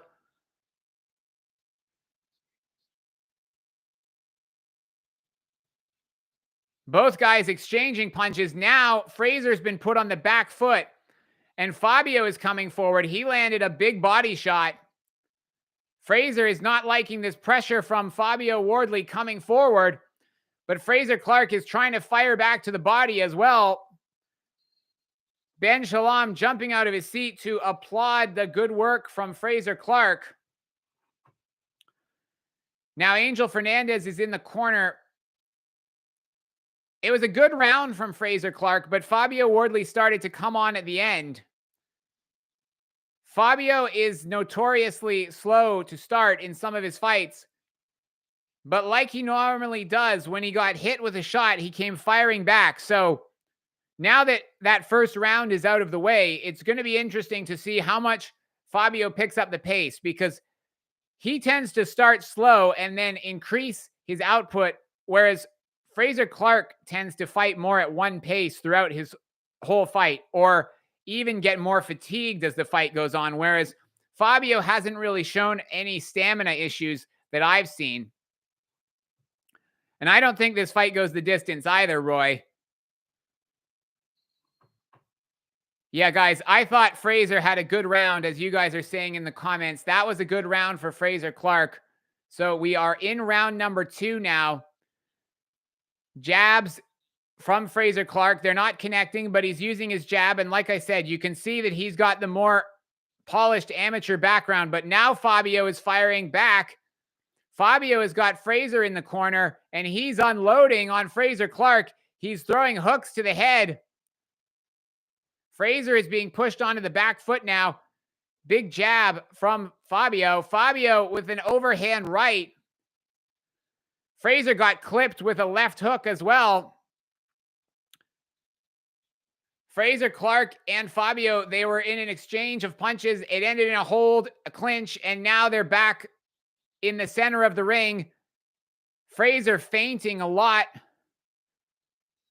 Fabio looks the less, I would say, polished in terms of his traditional amateur style, but he arguably looks more fluid as well. Frazer tends to look just a little bit robotic and arguably predictable, but he is doing well behind his jab, and their right hand lands on Fabio as well, and another clinch. This fight hasn't quite caught fire yet, but again, Frazer is doing well, and he caught Fabio with an uppercut there. But Fabio just keeps firing back. Whenever he gets hit with a big shot, he lets his hands go. And Frazer, though, he landed an uppercut. Shot lands from Fabio there. Both guys having moments of success in this round. Both guys have had periods where they've been on the defensive.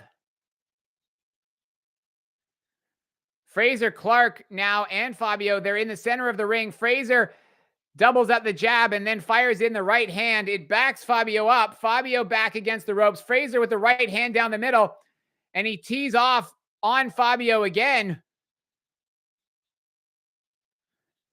Frazer Clarke's doing well here, guys. I got to say, if he keeps up like this, he's doing well in this fight. And it looks like Fabio might be cut on his nose as well. It's hard to tell for sure, but it looks like Fabio is bleeding from his nose. I think his nose might be broken. But he's firing back now in typical Fabio Wardley fashion. Getting hit with these shots seems to have woken him up. And now he's firing back and he's trading and he's unloading on Frazer Clarke against the ropes. Frazer is doing his best to keep Fabio off him, but Fabio is coming forward and it ends on the inside with both guys holding on in the center of the ring. But Fabio just found the jab and he got hit with another uppercut. Fabio got clipped twice with big shots. To me, that was probably another Frazer Clarke round, guys. Good work from Frazer Clarke so far. Fabio Wardley had his nose busted as well, but Fabio did have a good period in that, or rather a good moment in that round where he came back after getting hit and he did what he always does, which is he kept swinging.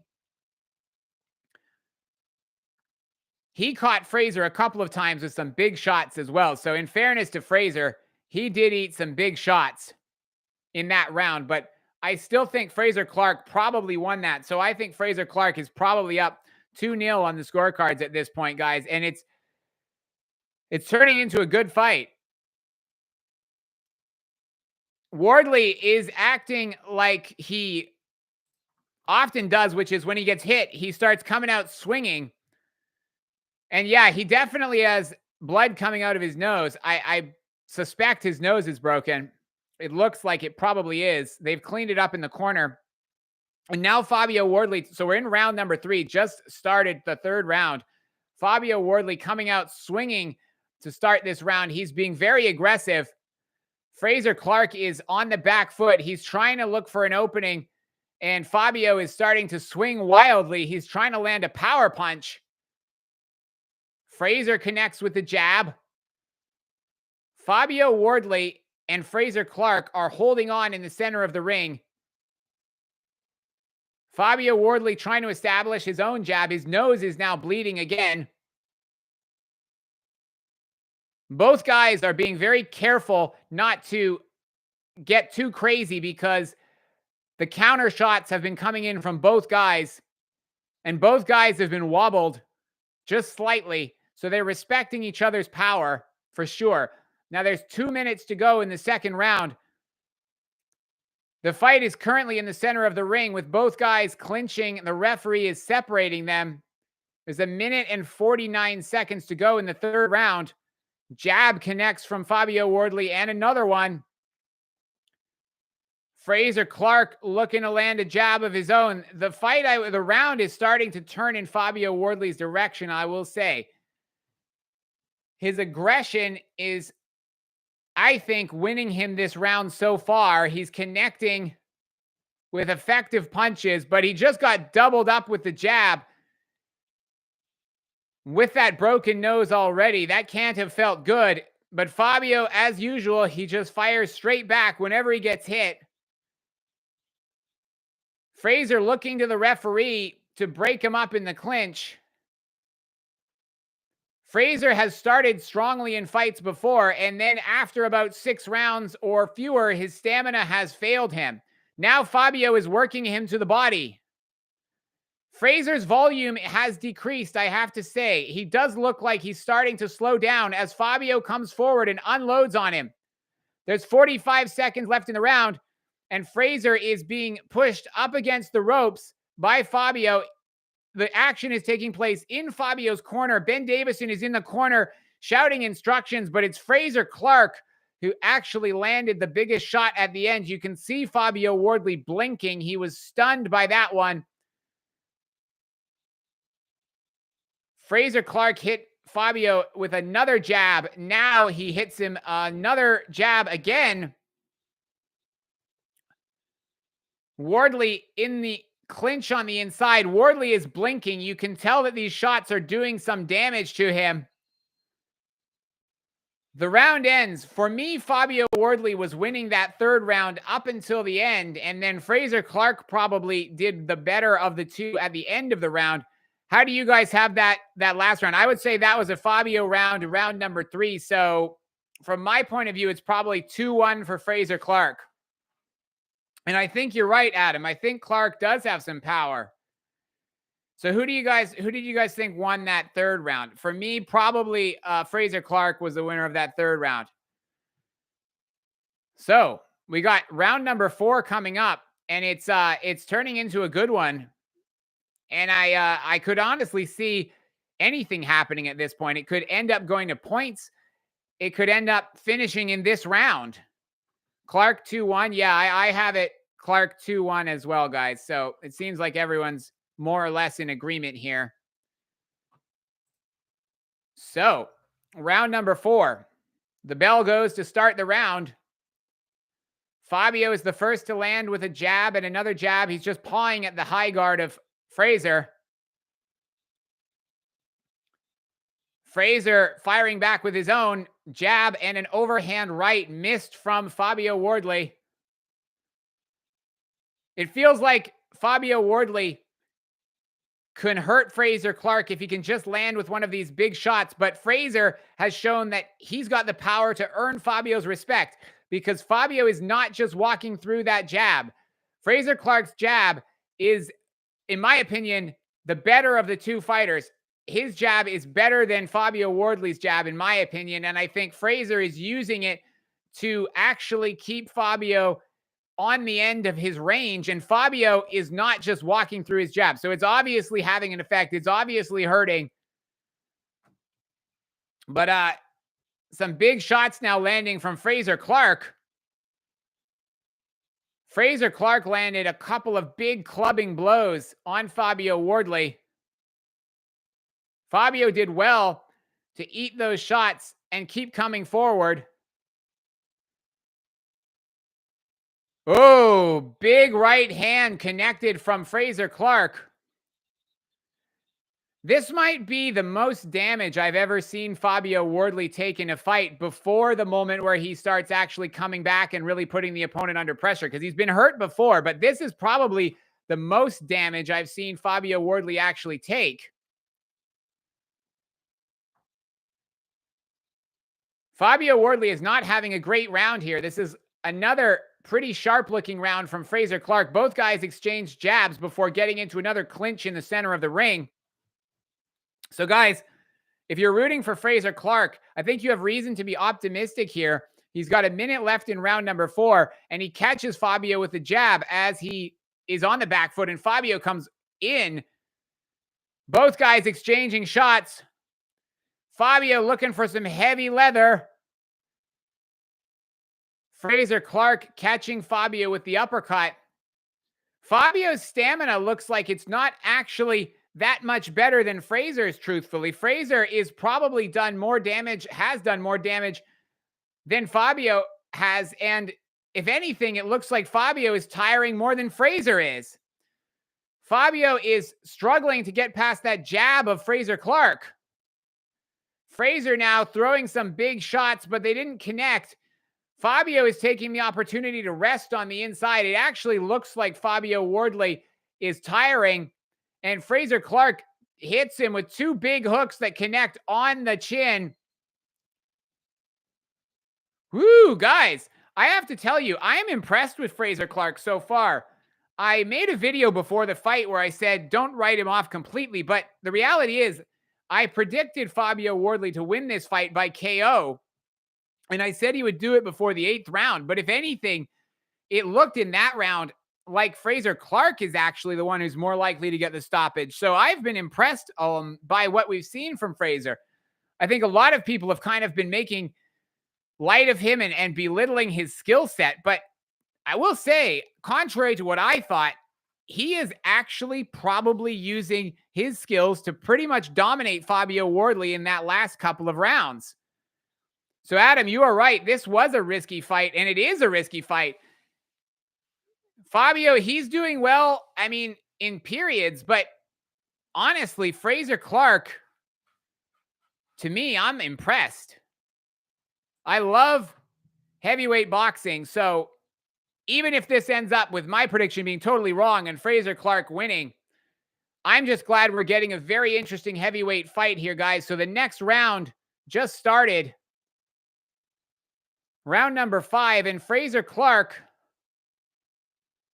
is on the back foot. It's actually Fabio Wardley who's coming forwards now. Fabio using his jab to back Frazer up. Jab from Fabio connects on the chin of Frazer Clarke. Overhand right connects from Fabio. That backed Frazer back a little bit. The body shot connects from Fabio Wardley. Both guys exchanging jabs. This has been a good start to the round from Fabio. So Frazer Clarke now needs to pick it up in this round. Fabio exchanging punches, or rather throwing a combination that connected with Frazer Clarke. The action is taking place in the center of the ring, by the way, guys. And I have to say, I've been impressed with what Frazer Clarke did in the last 2 rounds. And I think maybe people didn't, including myself, didn't respect his amateur skills enough and just thought that Fabio Wardley was going to be able to blast him out of there. But it's actually Frazer who's landing some of the big power shots. Fabio's face is busted up way more than Frazer Clarke's is at this point. And even though Frazer, his body language doesn't seem super confident, it's Fabio who looks more aggressive and confident, but it's Frazer who's realistically actually winning the fight, I think. Ooh, nice shots landing from Frazer with Fabio up against the ropes. Fabio holds on. And the other thing is this pace is going to suit Frazer Clarke because it's not being fought at a super, super slow pace, but it's also not being fought at a blisteringly fast one either. And this is, I think, something that Frazer Clarke can probably keep up for a few more rounds at least. So that's something that Frazer Clarke has going from here that Fabio Wardley probably wants to try and pick the pace up. And he does. Just as I say that, he does. He comes forward. He's unloading on Frazer in the corner. Fabio is now letting his hands go. Frazer is covering up in the corner. There's 20 seconds left in the round. Fabio is letting his hands go and connecting, and Frazer Clarke is down. Frazer Clarke is down, guys. He is down in the center of the ring, in the corner of the ring, rather. My goodness. Frazer Clarke went down. Whew. That is crazy. Guys, that was against the run of play for sure. Whew, yes, Frazer is back in his corner. But he got put down hard. I think Frazer was lucky there, guys. Whew, guys, I apologize for you. Truthfully, my stream cut out right at the point where Frazer hit the canvas. So I had to quickly refresh my page. But yes, he's backed up. He's back up. He's back in his corner now. But yeah, my stream unfortunately cut out literally right when Fabio hit the canvas, or Frazer hit the canvas even. So I didn't actually see if he made it back up. But he did. And round number 6 is underway. So Frazer Clarke was knocked down in round number 5. That will be a 10-8 round for Fabio. And that probably puts the fight pretty close to even then with that knockdown. But Frazer is looking like he's recovered at least somewhat.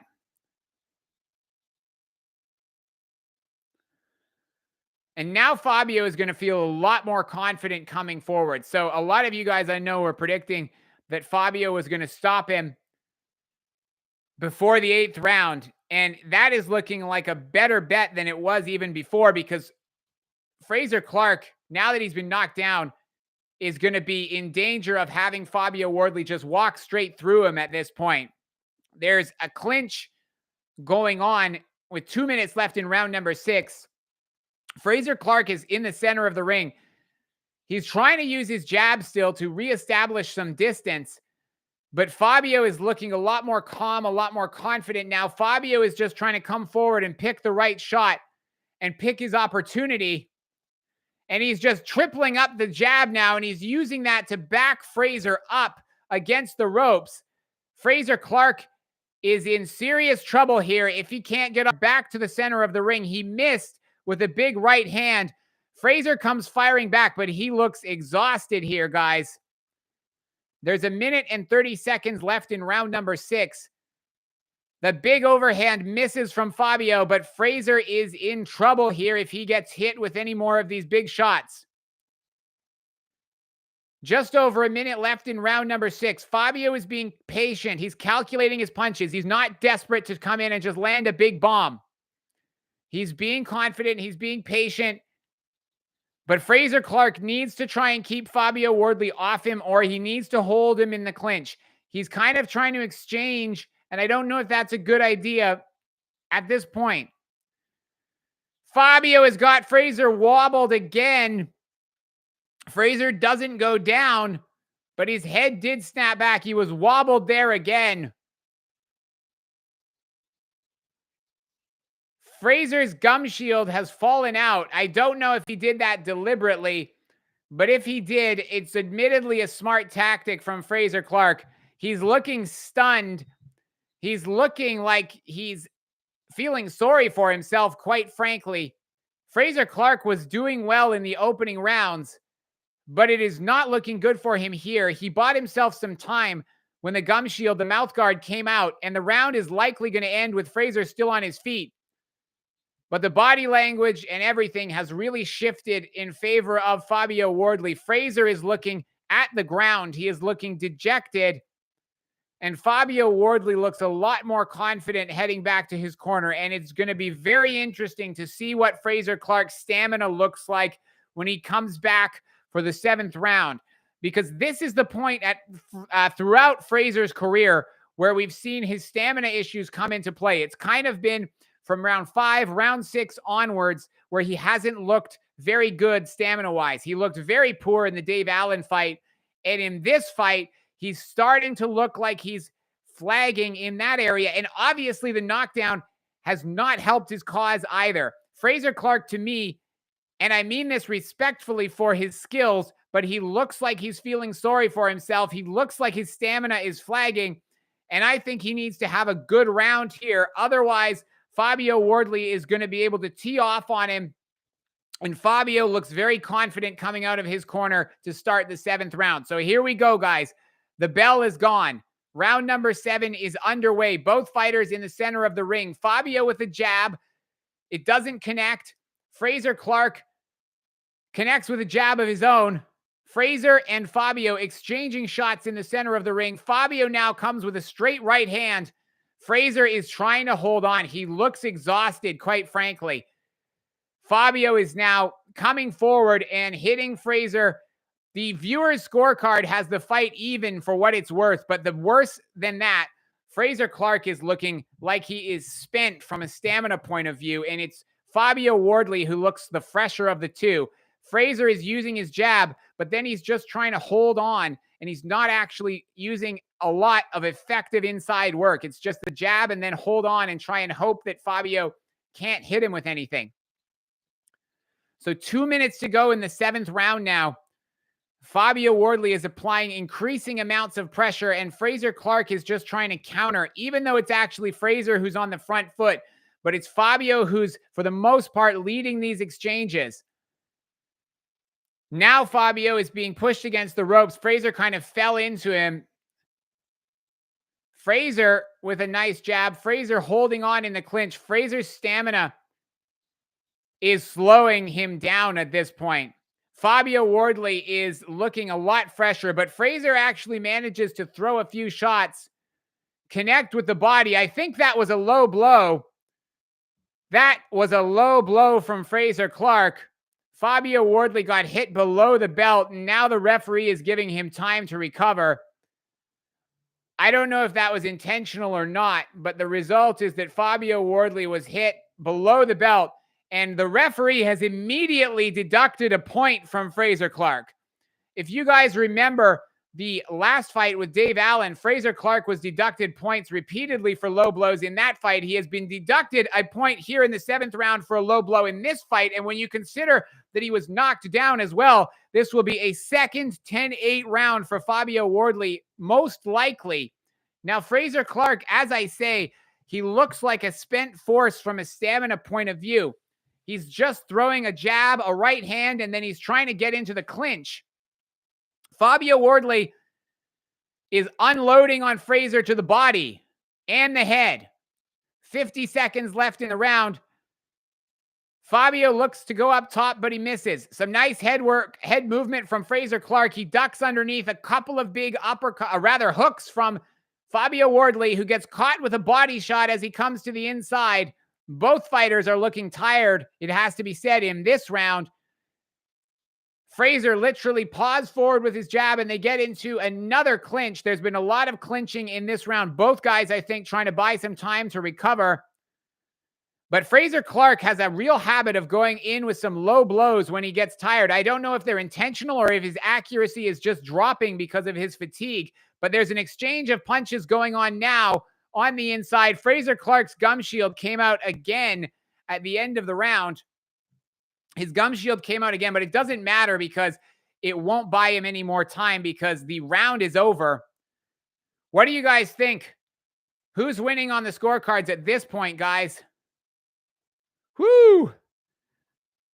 Yeah, guys, Clarke does have a history of low blows, and I will be honest, I think that very possibly was an intentional low blow. It's hard to tell for sure, and you don't know for sure some of these intentions, I suppose, but that one did look like it was an intentional low blow.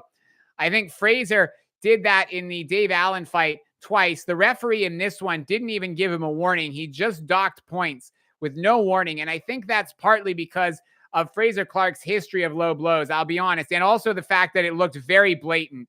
If you look on the replay, actually, it was in the clinch. And the referee, Frazer Clarke kind of did it when the referee, I think he thought couldn't see it either. So in my view, that probably... And it's just my opinion. I don't know for sure, but that looked to me like it was likely an intentional low blow from Frazer Clarke. Now, round number 8 is underway. The referee just checked the gloves briefly of Fabio Wardley. Fabio Wardley this is the round where I said Fabio would not let Frazer get past. I know some of you guys were actually picking a Fabio stoppage in this round, and Fabio connects with a hook to the chin of Frazer Clarke. It appears to wobble Frazer, who tries to fire back with the jab. Fabio is coming on strong. He's landing on the chin of Frazer Clarke with hooks. Frazer Clarke is backing off. Fabio Wardley has him up against the ropes, and Frazer manages to hold on. Frazer is looking very tired. His stamina is fading. Frazer's stamina is fading here, guys. And Fabio Wardley is coming on and looking like the fresher fighter, in my opinion. And the knockdown and the points deduction are not going to help Frazer's case by any means. So Frazer Clarke fires back with a jab and a right hook and another jab and a straight right hand. But 2 of those punches missed and 2 of them connected. And the result is that Fabio Wardley is back against the ropes, where Frazer hits him with another jab and another right hand. They both connected on the chin. Ben Shalaman, I believe that's Frazer Clarke's wife, are at ringside cheering him on because he's having his best period of success that he's had in a while when he managed to actually connect with a few 1-2s on the chin of Fabio Wardley. Another right hand lands from Frazer. We have 1 minute and 15 seconds left in the round. Fabio went for the big haymaker. The nose of Fabio is busted open again. Fabio has an amazing ability to keep firing back when he gets hit with shots, and now he's working Frazer Clarke to the body with vicious hooks. The blood is pouring from the nose of Fabio Wardley, but he is going to town on Frazer Clarke with these vicious hooks. Frazer Clarke is holding on. Fabio Wardley connects with a big right hook, and another one glances off the forehead of Frazer Clarke. Just when it looked like Frazer Clarke was having success, Fabio is ripping this fight, or this round, out of his grasp in the latter stages of the round. Another good jab connected there. Fabio Wardley is a fighter, it has to be said. And if there's one thing that separated these two guys, other than the technical skills, where I think Frazer Clarke has the advantage, it's been the fighting spirit of Fabio Wardley. I think that is the area of this fight where he is clearly the superior boxer. And Frazer Clarke did connect at the end of the round. Frazer had moments in that round where he managed to acquit himself nicely, but on the whole, and he did bust Fabio Wardley's nose up again. But on the whole, I think Fabio came back strongly. So I don't know, guys. Frazer did well there for a period of time, but Fabio landed some big shots as well. So it's going to be close. And I think those points, that points deduction from Frazer could very well end up coming back to bite him. So Frazer has now lasted longer than I thought he was going to. I thought he wasn't going to make it past the 8th round. And it's interesting watching him because his body language is not good. And it hasn't really been since the opening bell. If Clarke is clever, he has this. And it wouldn't be surprised if there's a knockout this round. Yeah, I mean, each round, it looks like there could have been a knockout. And it also has looked like Frazer Clarke could outbox Fabio Wardley comfortably. So let's see, guys, how this ends up playing out. But we are in round number 9, 4 rounds to go. So Frazer Clarke and Fabio Wardley have 4 rounds to sort this out. There's been a points deduction, a knockdown, and some very close rounds here. So I don't know which way this is going. And Fabio Wardley is walking Frazer Clarke down behind the jab. Frazer Clarke pushed Fabio Wardley's head down in the clinch, and both guys are now back in the clinch yet again. There's been a lot of clinching in this fight as well. I think both guys have taken periods to try and recuperate. Frazer Clarke comes forward. You could make an argument for each man to be winning sections of the rounds. Frazer is now got Fabio trapped against the ropes, and he landed a big right hand. Fabio felt that one because he's blinking, and I think also some of the blood from his nose has gone into his eyes as well. It's hard to tell, but Fabio is blinking, and it looks like his eye might be swelling shut just a little bit as well because he has eaten some strong jabs from Frazer. There's no question Frazer's jab is the better in the ring right now between these two guys. But Fabio Wardley's wild hooks are having an effect on Frazer Clarke. They're backing him up. We got 1 minute and 30 seconds left to go. Fabio connects with a jab. Frazer fires back with a right hand. Fabio ducks underneath it. The thing with Frazer Clarke, which mystifies me, is that whenever he gets Fabio trapped against the ropes, he doesn't really unload with his shots. And I think that's a problem that Frazer has had throughout his career. He doesn't really unload with huge combinations.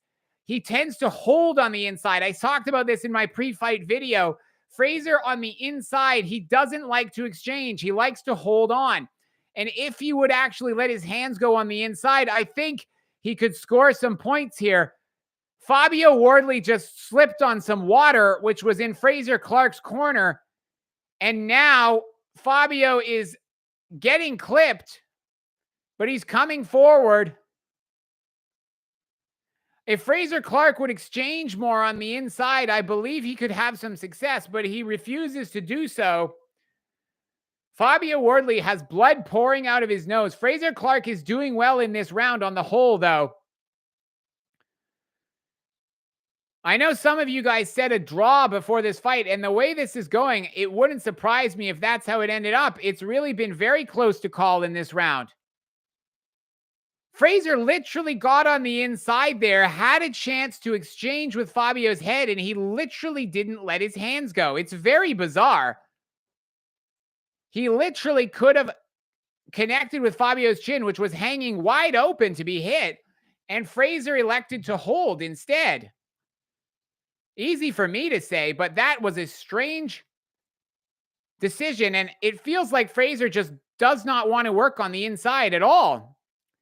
Fabio Wardley's nose, if it wasn't broken before, is definitely broken now. And in addition to that, he has significant swelling underneath his right eye. Comparatively speaking, Frazer Clarke's face is unmarked in his corner. his body language has remained the same, whatever you make of it, throughout the entirety of the fight as well. So Frazer Clarke looks the same now in his corner as he did earlier on in the fight. And this one is close. It's very difficult to call. I'm not sure which way this fight is going. So let me know, guys, what you think in the chat. Who has the edge in this fight? But in my opinion, it's there to play for both guys. 10 rounds, or rather round 10, 3 rounds to go, as Frazer Clarke hears the opening bell and comes forward immediately with a jab. Again, though, Frazer won't work on the inside. He's just using that. The viewer's scorecard, for what it's worth, has the fight even, 85-85, with 3 rounds to go, as Frazer Clarke traps Fabio against the corner. Ben Shalom is standing up and cheering Frazer Clarke on because his man is having success here. But Fabio Wardley is fighting back with everything he's got. Frazer's stamina seems to have recovered as well. It looked like Fabio got clipped with a shot. It looks like Fabio's having trouble seeing out of that eye now as well, because it didn't look like he saw that left hook coming, and he blinked after it hit him. I don't know if he can see out of his right eye very well. Now Clarke is leaning in on the chest of Fabio Wardley, as he does on the inside. But now Fabio is firing back. He's working the body of Frazer. He's trying to go up top to the head with hooks.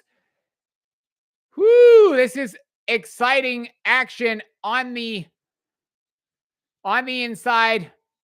The referee is now breaking them up. I'm not sure what he's saying now. The referee is bringing Fabio Wardley over to his corner. I'm not sure what's going on.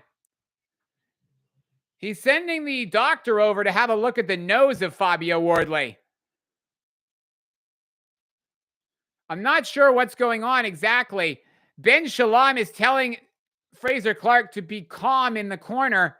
Ben Shalom is urging Frazer Clarke on in his corner. But Fabio Wardley was looked over by the doctor and advised to continue. But that was to do with the nose being extremely marked up. And now Fabio, who knows he's in danger of being stopped by the doctor, is coming forward and trying to end the fight so that it doesn't go to the referee's discretion, the doctor's discretion. Fabio is trying to unload on Frazer here. Now time is being given again. There is blood all over the ring. The ring is literally spattered with blood all over the canvas. Now the referee is putting the gum shield back in. Frazer Clarke is using his veteran tactics. He's put his gum shield out multiple times. There's been a low blow. Frazer Clarke is doing all sorts of things to try and keep himself in this fight. And Fabio Wardley, who knows that the doctor and the referee are looking at that cut on his nose, is coming forward, or rather he's being backed up, but he's trying to unload his shots. But Frazer is leaning in and now trying to unload on Fabio. That nose is pouring blood out of the face of Fabio Wardley. And like I say, the right eye also has significant closing. Big shots landing from Frazer. Fabio is trying to come back. If Frazer would just let his hands go, he might even be able to drop Fabio. Fabio's eye is very bruised as well. That right eye is looking very bad, I have to say. Ben Davison in the corner of Fabio Wardley is looking very concerned. Fabio Wardley hits Frazer Clarke right on the mouth at the end of the round, and for about the 3rd or 4th time in the fight, Frazer's mouthpiece comes out. But that was a good round for Frazer Clarke, and Fabio Wardley, who did manage to fight back and have some success, has got to be very careful now because he probably is in danger of losing this fight. It's very close to call, Carl Anthony. It's very close to call. I would say Frazer Clarke, if I had to guess, Frazer Clarke is probably winning at this point, even with the points deduction and even with the knockdown. Having said that, and that nose, by the way, is very badly beaten up, and the eye is very badly beaten up, and that's part of the problem because the optics are not good for the judges. It's hard to imagine a fighter just psychologically being the victor when his opponent, or rather when he's the one that has his nose busted that badly and his eyes swollen that badly. And it looks like the referee is looking at Fabio once again, but he's going to let him continue now into round 11. Round 11 is getting going.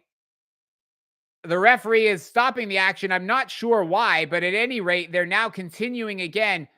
You can see that right eye of Fabio Wardley, significant swelling. So watch for the hooks coming from the left side and the jab coming from the left side of Frazer Clarke. It's going to be harder and harder for Fabio Wardley to see those shots coming. If Frazer Clarke has 2 strong rounds here, he very well could win this fight, even in spite of the knockdown and even in spite of the points deduction. Though admittedly, I think Frazer is using all of his veteran tactics, including the low blow and possibly intentionally spitting his mouthpiece out multiple times to try and gain every advantage that he can in this fight. You can see the white shoes of Fabio Wardley are covered in blood, as are the white socks that he's wearing, as are his white gloves, and the canvas itself. Everything is covered in blood, including the shirt of the referee, and it's all coming from the nose of Fabio Wardley. He is blinking back as Frazer Clarke unloads on him to the body and the head.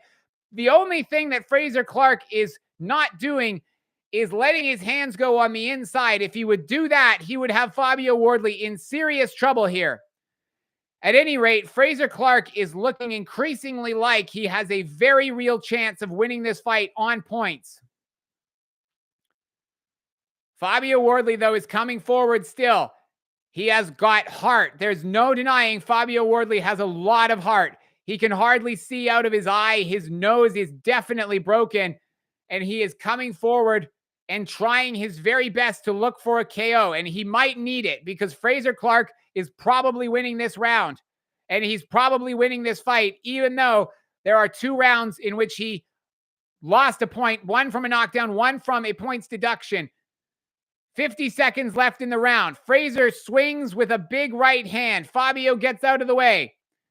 Fabio doesn't seem to have the energy to hit Frazer to the body. Fabio is having difficulty getting his hands to work properly at this stage of the fight. To the body goes Fabio Wardley, and Frazer Clarke on the ropes is eating big power shots. But to Frazer's credit, his stamina is holding up at this point far better than myself and many other people probably expected that it would. He is actually managing to sustain this same pace. Fabio now teeing off on Frazer with uppercuts. Frazer buckles. He leans against the ropes, but he doesn't go down. And you can see Frazer's veteran experience is coming into play to get him through this fight. He is using his holding to very significant effect, it has to be said, whenever the action gets up close on the inside. And guys, we are about to go into the 12th and final round. And I have to tell you, contrary to what I expected, Frazer Clarke is looking like a real threat to win this fight on points. Frazer Clarke looks like he is going to... JYD, I appreciate that. And Frazer Clarke, old gaffer, I appreciate that, guys. And Frazer Clarke looks like he will be in a great position. And he does, Craig, I agree with you. Frazer Clarke does look out walking back to his corner. But he also has looked out in many of the other rounds. His demeanor, I don't think, looked good even from the opening bell. But it hasn't seemed to matter because when it comes to actually scoring points, he's been doing that. The referee is telling them to touch gloves. Okay, guys, round number 12 is getting underway. Fabio's team is frantically trying to wipe the corner with a towel, and the action is continuing in the ring. As I say, either one of these guys could still win this fight, but I think Fabio Wardley needs to go for broke here and try and get, at the very least, a second knockdown. The viewer's scorecard has Fabio Wardley ahead by 1 point, but I tend to disagree. For me, Frazer Clarke is probably winning this fight, even despite those 2 rounds in which he likely lost by 2 points. Fabio Wardley does not seem to have the stamina to go for it as much as he probably needs to. He's trying to throw some hands, but Fabio Wardley doesn't seem to have the stamina to actually push Frazer Clarke into deep water. Frazer Clarke is holding on the inside. He's pushing Fabio Wardley's head down. Frazer Clarke needs to try and win this round as well. Make no mistake about it. But the optics of this fight, I think, are favoring Frazer significantly given the substantial amount of damage incurred to the face of Fabio Wardley. The longer this fight goes with clinches and slow action, it favors Frazer Clarke, in my opinion, and he now backs Fabio up with some shots. 1 minute and 30 seconds left to go in the round. Not a ton of action. Jabs exchanged by both guys. Fabio misses, and again, Frazer holds on, clings on the inside. Ben Davison is urging Fabio on. They're really shouting in the corner, telling Fabio to go for it. Ben Davison and the rest of Fabio Wardley's corner. Ben Davison is saying that he needs to go for it. Ben Shalom is cheering for Frazer Clarke. So you have Ben Davison cheering for Fabio Wardley whenever the action heats up, and whenever it goes to the clinch, Ben Shalom is rooting for Fabio Wardley. If you're rooting for Frazer Clarke, and if you're rooting for Frazer, these clinches are a sweet sight to your eyes, because Frazer Clarke, if he can just clinch his way out of this round, is going to have a great chance to take this fight on points. But instead, he's actually unloading on Fabio. Fabio wobbled back. Frazer holding on like the wily, at least amateur veteran that he is, with 30 seconds to go in this round. It is Fabio Wardley who is stumbling. Fabio Wardley who's being urged on by his corner, and Frazer Clarke is looking like he is 20 seconds away from a big upset over Fabio Wardley. And I have to say, Frazer was not given enough respect in the build-up to this fight. He is a frustrating fighter to watch at times, but his veteran experience was underrated, in my opinion, as Frazer Clarke and Fabio Wardley exchange blows at the end of the fight. Fabio falls into the ropes. He can't even stay on his feet, and Frazer Clarke appears to have won this fight. I have to say, Frazer is exhausted. They tried to get him to sit on his stool at the end of the fight, and Frazer literally could not even sit on his stool. He fell over. He fell into the ropes rather than actually sit on his stool. He is exhausted, but you see the celebrations from Frazer Clarke's team. Ben Shalom, Angel Fernandez, Clifton Mitchell, they are celebrating with Frazer Clarke, who is exhausted, who is now on his stool. Fabio Wardley is actually on his feet being commiserated by Dylan White. And I believe Frazer Clarke has likely won this fight, despite the fact that he is actually the one collapsed on his stool. He gave it everything he had. And guys, that was a great fight, but I believe Frazer Clarke probably won this fight. For what it's worth, the viewers' scorecard has it a draw, 114-114. But I think for me, Frazer Clarke just became the British and Commonwealth heavyweight champion. Who do you guys have in the chat? Let me know who you guys have winning this fight. But Fabio Wardley, for me, just lost his titles. He was very confident coming into this fight. I think he had reason to be confident. Frazer Clarke is a fighter that you watch, and he does a lot of things that are very frustrating. But the truth is, myself and a lot of other people didn't give him enough credit for his veteran experience. He did a lot of things in this fight that bought him time. He held on, he clinched, he spat his gum shield out. I would argue he probably did the low blow intentionally as well. All of this stuff. But the reality, and also on top of that, his stamina barely held on because he couldn't even stand at the end of the fight. But with all that being said, it doesn't matter, because at the end of the day, you play to win the game. And Fabio Wardley looks like he, unfortunately, just got beat by Frazer Clarke. But let's see what the judges have to say in this one, guys. I could see it going anyway on the scorecards. Big Mo has got the scorecards in the ring, and we are about to hear the decision. So, guys, I will read to you the judges' scorecards as soon as I get them. I appreciate that very much, guys. Thank you for the kind words, and thank you for the subs as well. Whew. All right, guys. I'm losing my voice from this commentary here, but It's been very fun. Happy Easter to everyone as well. Yeah, Rolly actually won. He wasn't in this fight, but believe it or not, one of the judges actually did score the fight to Rolly, even though he wasn't actually winning or wasn't even in this fight. If you guys don't know what JYD is talking about, last night, Rolly Romero was actually up on the scorecards against Pitbull Cruz of one judge. Even when he got knocked out in the 8th round, the judge, one of the judges still had him winning, even though pretty much everyone watching thought he was losing comprehensively. But anyway,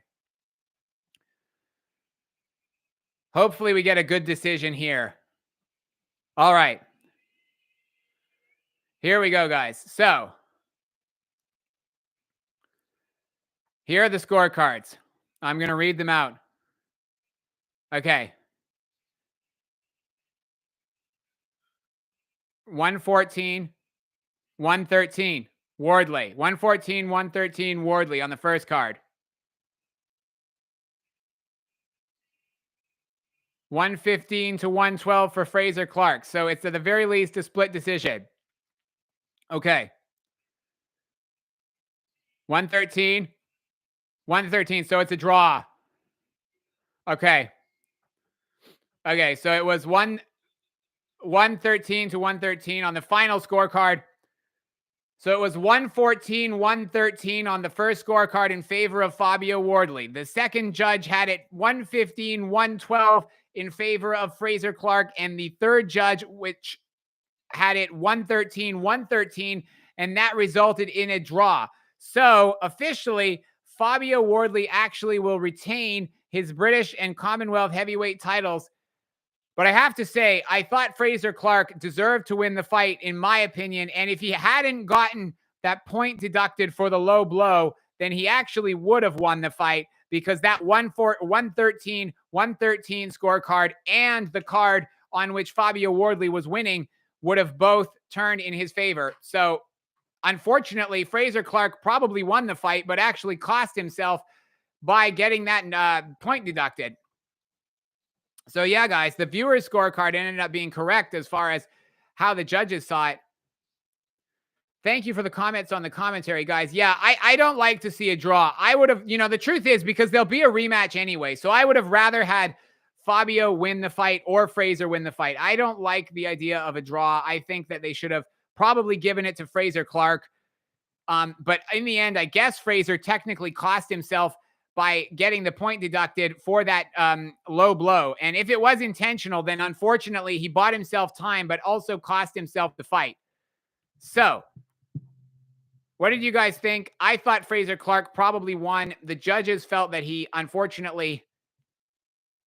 Hirko, yeah, I appreciate that as well. So guys, it was close, but unfortunately Frazer Clarke didn't do enough to win the fight on the judges' scorecards. And you're right, the next card will probably be a pay-per-view rematch. That is probably true. That is probably true. All right, guys. At any rate, let's just hear what they have to say in the post-fight interviews, and then I will sign this one off. Thank you, as always, guys, for tuning in. I appreciate everyone who tuned in for this one. It's been a really fun show. I will be back next Saturday. I don't have the schedule in front of me, but next Saturday I will be back for streaming whatever card is on next Saturday. Oh, it's the Richardson Hitchens next Saturday. So I will be doing that one next Saturday. And every weekend after, I'll be streaming whatever cards are on here, guys, so you can check it out. Draws are horrible, Adam Hurley. I agree with you. I would have liked to have seen a winner either way, regardless of who it was. And even if it had been Fabio Wardley, I would have rather seen that than a draw, truthfully. So it is what it is. Frazer Clarke's heading back to his locker room, so it doesn't actually look like we're going to get any post-fight interviews. All right, guys. So I am going to sign it off. Great fight. It was a great fight. I am going to sign this one off, guys, because it doesn't look like we're going to get any post-fight interviews. It was a great fight. I am going to sign this one off, guys, because it doesn't look like we're going to get any post-fight interviews. Thank you all so much for tuning in. Thank you, JYD. Thank you, Adam Hurley. Thank you, everyone who, Carl, thank you, everyone for the kind words.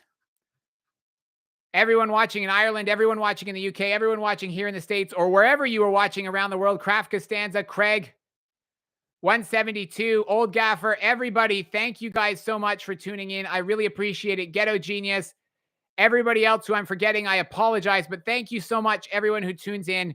I really appreciate doing this. It's a lot of fun for me. I hope you guys had fun too. So I will catch you guys next week. Thank you all, and I'm out of here. Happy Easter as well.